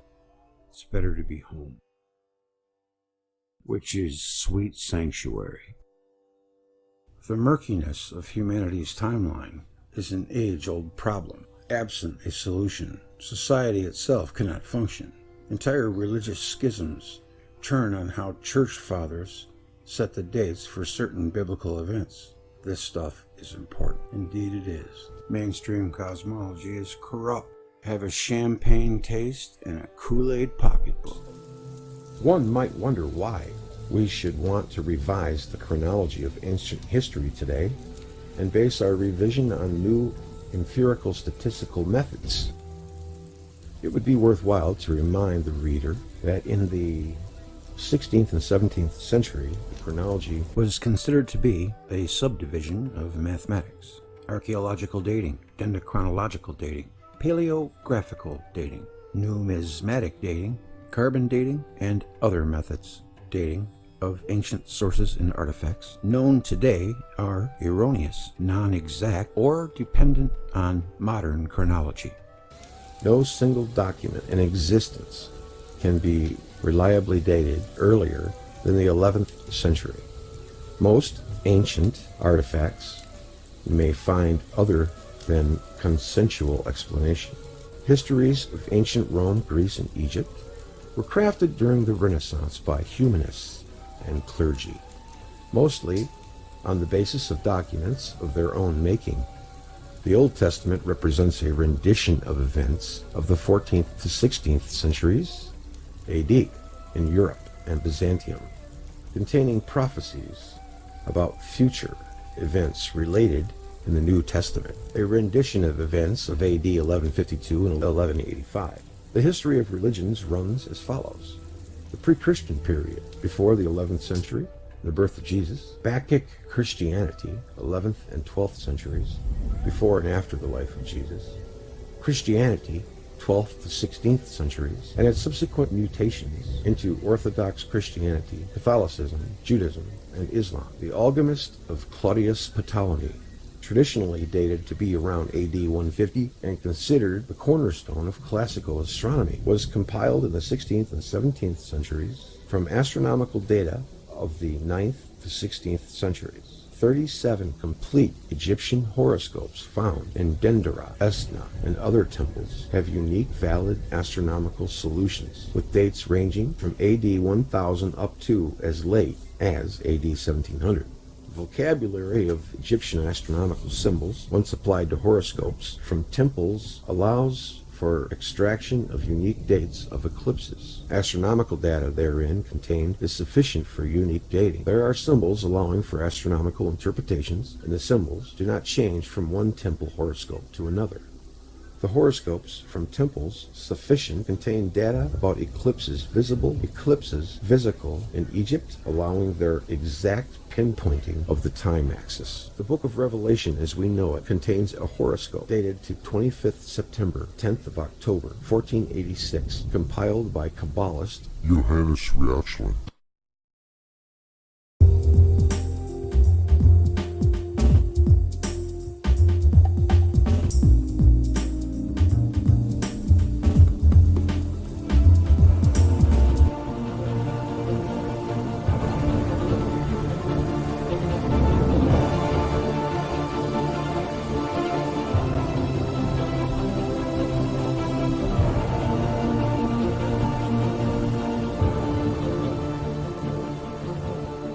Bizarre phraseology which NASA has never satisfactorily explained. One of the most obvious and most heard euphemisms, of course, is the eagle has landed, and everyone associated that with the eagle symbol of America. But in fact, the eagle is a Masonic symbol, because it is really, what is being referred to is really the double eagle of Freemasonry and not the bald eagle of America. The double eagle is a very famous symbol of Freemasonry. It was originally the emblem of the Habsburg dynasty of Europe, a very powerful set of oligarchs and royalty that still exists. It's been around a lot longer than that. Wars and that dynastic goes back rivalries. to old Earth. Now, in the Quran, chapter 9:11, no less, it says, "For it is written that a son of Arabia would awaken a fearsome eagle. The wrath of the eagle would be felt throughout the lands of Allah."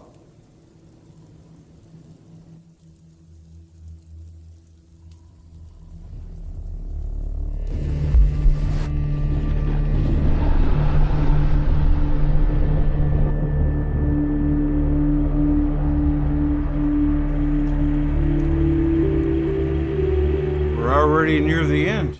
Ages and Chaos. Emanuel Velikovsky. Velikovsky claimed in his book that the historians of ancient Egypt and ancient Israel are 5 centuries out of step. He began by claiming that the Exodus took place not, as Orthodoxy has it, at some point during the New Kingdom, but at the fall of the Middle Kingdom. He identifies the Hyksos with the biblical Amalekites, the biblical Queen of Sheba with the Egyptian Queen Hatshepsut, the biblical Shishak, king of Egypt, with Pharaoh Tutmosis III, and claims that the Egyptian Amarna letters from the late 18th dynasty describe events from the kingdom of Israel and Judah, roughly the time of King Ahab. Some specific proposals included: there's synchronizing the Ipuwer papyrus from the beginning of Egypt's second intermediate period with the biblical Exodus. The Ipuwer papyrus was conventionally dated to approximately 350 years before the conventional date of the Exodus, 1450 BCE. There are those that say Akhenaten was Moses. The words Moses and Moses are awful close, and I think that might have been more of a title. I don't know, but if Akhenaten was Moses, it would make perfect sense. The concept of alter egos, historical figures who were known by different names in 2 different sources, Egyptian and Greek, and were conventionally considered to be entirely different people living in different centuries, but were proposed by Velikovsky to be actually erroneously dated accounts of the same individuals and events. Hatshepsut equals the Queen of Sheba. Solomon's kingdom equals the land of Punt. Tutmosis III equals King Shishak, who sacked Jerusalem. Separating Horemheb and the 19th dynasty pharaohs from the earlier 18th dynasty pharaohs instead of the 22nd through 25th dynasties followed upon the earlier part of the 18th, leading down to the Assyrian invasions of the early 7th century BCE. So Velikovsky was saying this in 1945.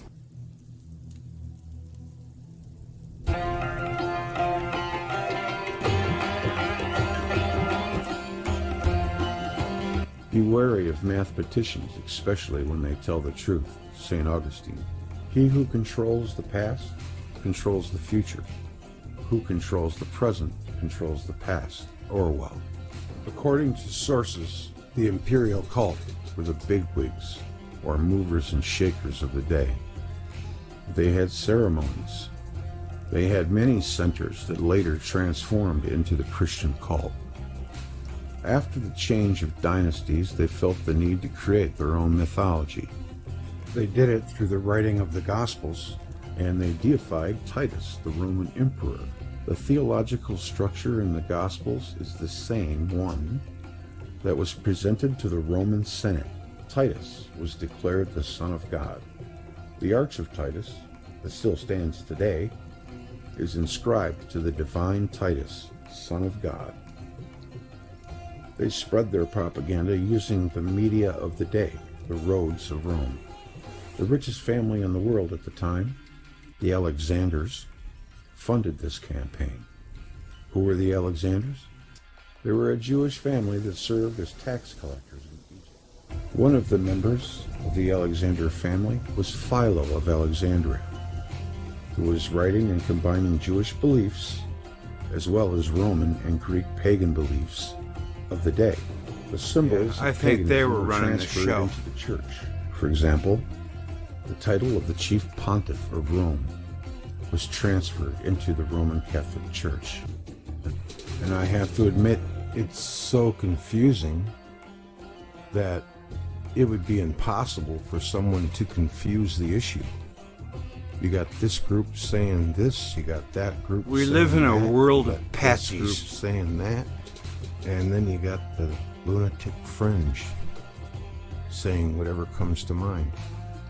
How can one sort out what Everybody's is what got patsies. in this mess? History. Mostly false events, unimportant, brought about by rulers, mostly knaves, and soldiers, mostly fools. Not until lions have their historian. Tale of the hunt will always favor the hunter. Belief is the enemy of knowing. Epistemology and justice. Sacred is deathless. Once a person stands for something, he will create enemies. To be violent and arrogant, one must be ignorant of the universe.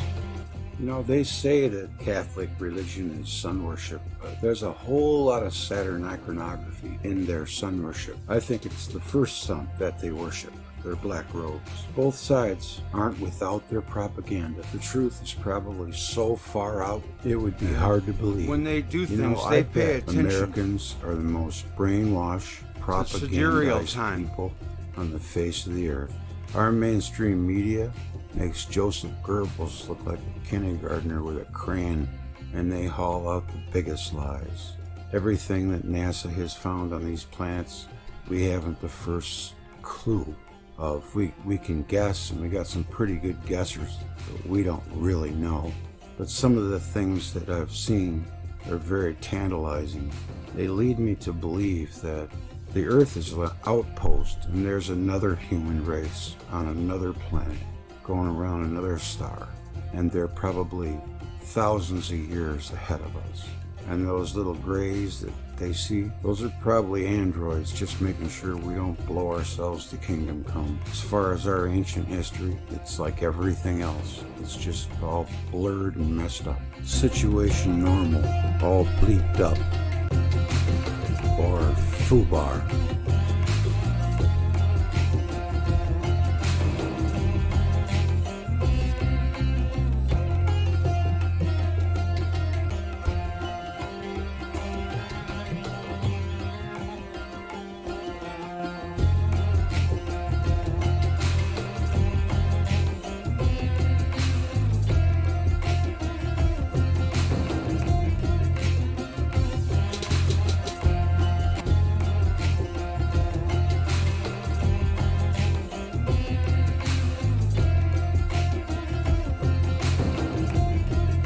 So when the papal forces came here to invade, they were operating under the doctrine of discovery, which stated that the number 13 was the number of the devil, and that all mathematics not endorsed by the church was officially devil worship. So according to that doctrine, unfortunately, all Native American civilization was declared satanic, and the conquerors were given the right to slaughter every Native American they knew who could count. Always been old maps, and there's always been a history of our planet that's been hidden. I've come to the conclusion after many, many years of research that we're not simply dealing with UFOs. That's a small thing. If that had been the whole story, our government would probably have told us this a long time ago. And for whatever reason, there are those who have their own intent to keep mysteries from the people. And this is why I feel the earth is all out of whack and people are out of whack, because the power of what we live on and who we are and our heritage is not being spoken of. Some intelligences, some advanced, I mean very advanced intelligences that appeared to have multi-dimensional source, origin. Now, I can't even tell you what the hell that means. Same single story is told again and again and again. We are a created hybrid race. We are the product of some vast laboratory of some kind. And that apparently the human race is not an accident. We're not some cosmic joke. We didn't just happen. The Darwinian theory of how we evolved from the apes doesn't even begin to hold water. I no longer investigate UFOs landing. I no longer investigate abductions, contacts, landing marks, and any of that. I have files that are filled with this kind of information. When we as human beings think, where did it all start from? I don't think there's a single human being who can scientifically prove and say this was the case. We have hypotheses and we have a right to think whatever we want. But the main thing is that we realize that we are spirits, we are energy. This involves who we are as a race, as a species. How did we get here? Why are we here? And where are we going? And you go into the Southwest, those tribes down there have had 400 years or more contact with the Spanish church. They've even picked up skinwalkers, they picked up evil spirits. We don't have a devil, we don't have it. But we don't have this force because our concept of the Creator doesn't make such a thing. I've never seen a devil. I don't care if the white man believes in it. That's what the white man believes in. That doesn't mean that I have to believe in it. I believe in what I see. Have I ever seen the Creator? I've never seen the Creator directly. I don't expect to. But I see every day what the Creator makes. I can pick up a bouquet of flowers and hold that bouquet of flowers. I know the Great Spirit is kind and is very artistic. Bees come and sniff the flowers. They make honey. Birds sing. Those are all beautiful expressions of this Creator. So the Great Spirit gave me my life. Why should I fear it? I live because of the Creator. So I don't fear the Creator. I don't fear evil spirits. And yet we have contact into the spirit world.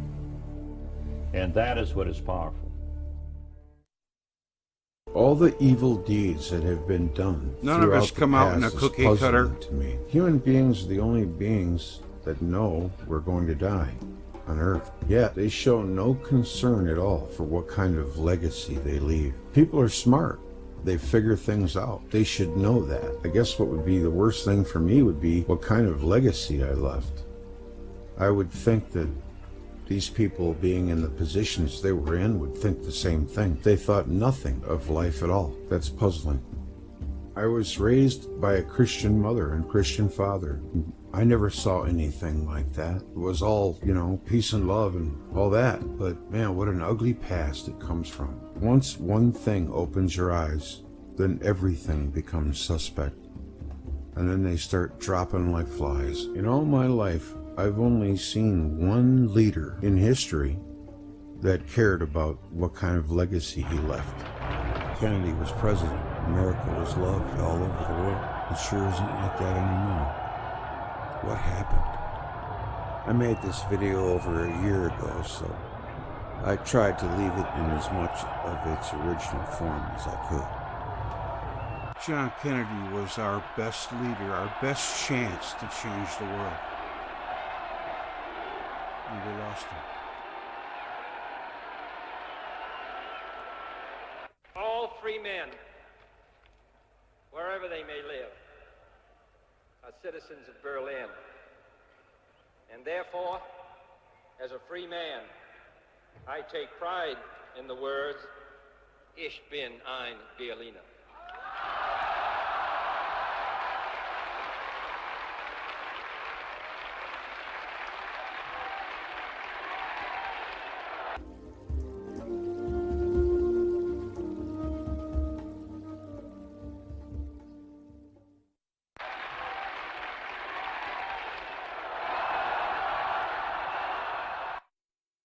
And Newton comes up with the only explanation he can think of, given the knowledge he has. As knowledge is acquired, better information is available, and more realistic explanations can be offered. If this is an electric discharge crater, we live in an electric universe. And again, the sun is not a giant nuclear reactor. It's basically a ball of electricity. It's not actually that hot, close to about 6,000 degrees. It's not very hot. Because if it was, the closer you got to it, the hotter you'd get. And you don't. It is powerful. It's a huge thing, the sun. Well, the corona is 2 million. That's a little better. The whole of celestial mechanics needs to be rethought. This was one of the points that Velikovsky came up with. And I stopped this book with the catastrophe that divides the Bronze Age from the Iron Age. If you believe in a Greek Dark Age, you know that the Bronze Age comes to an end around 1100 BCE. If you don't believe in it, as I do not, it ends around 600 BCE. And if you are a nerd for stratigraphy, it may even end later, like 400, 350 BCE. Anyway, it will end before the first millennium AD, after Christ CE, whatever you prefer to call it. And I have to say today that the major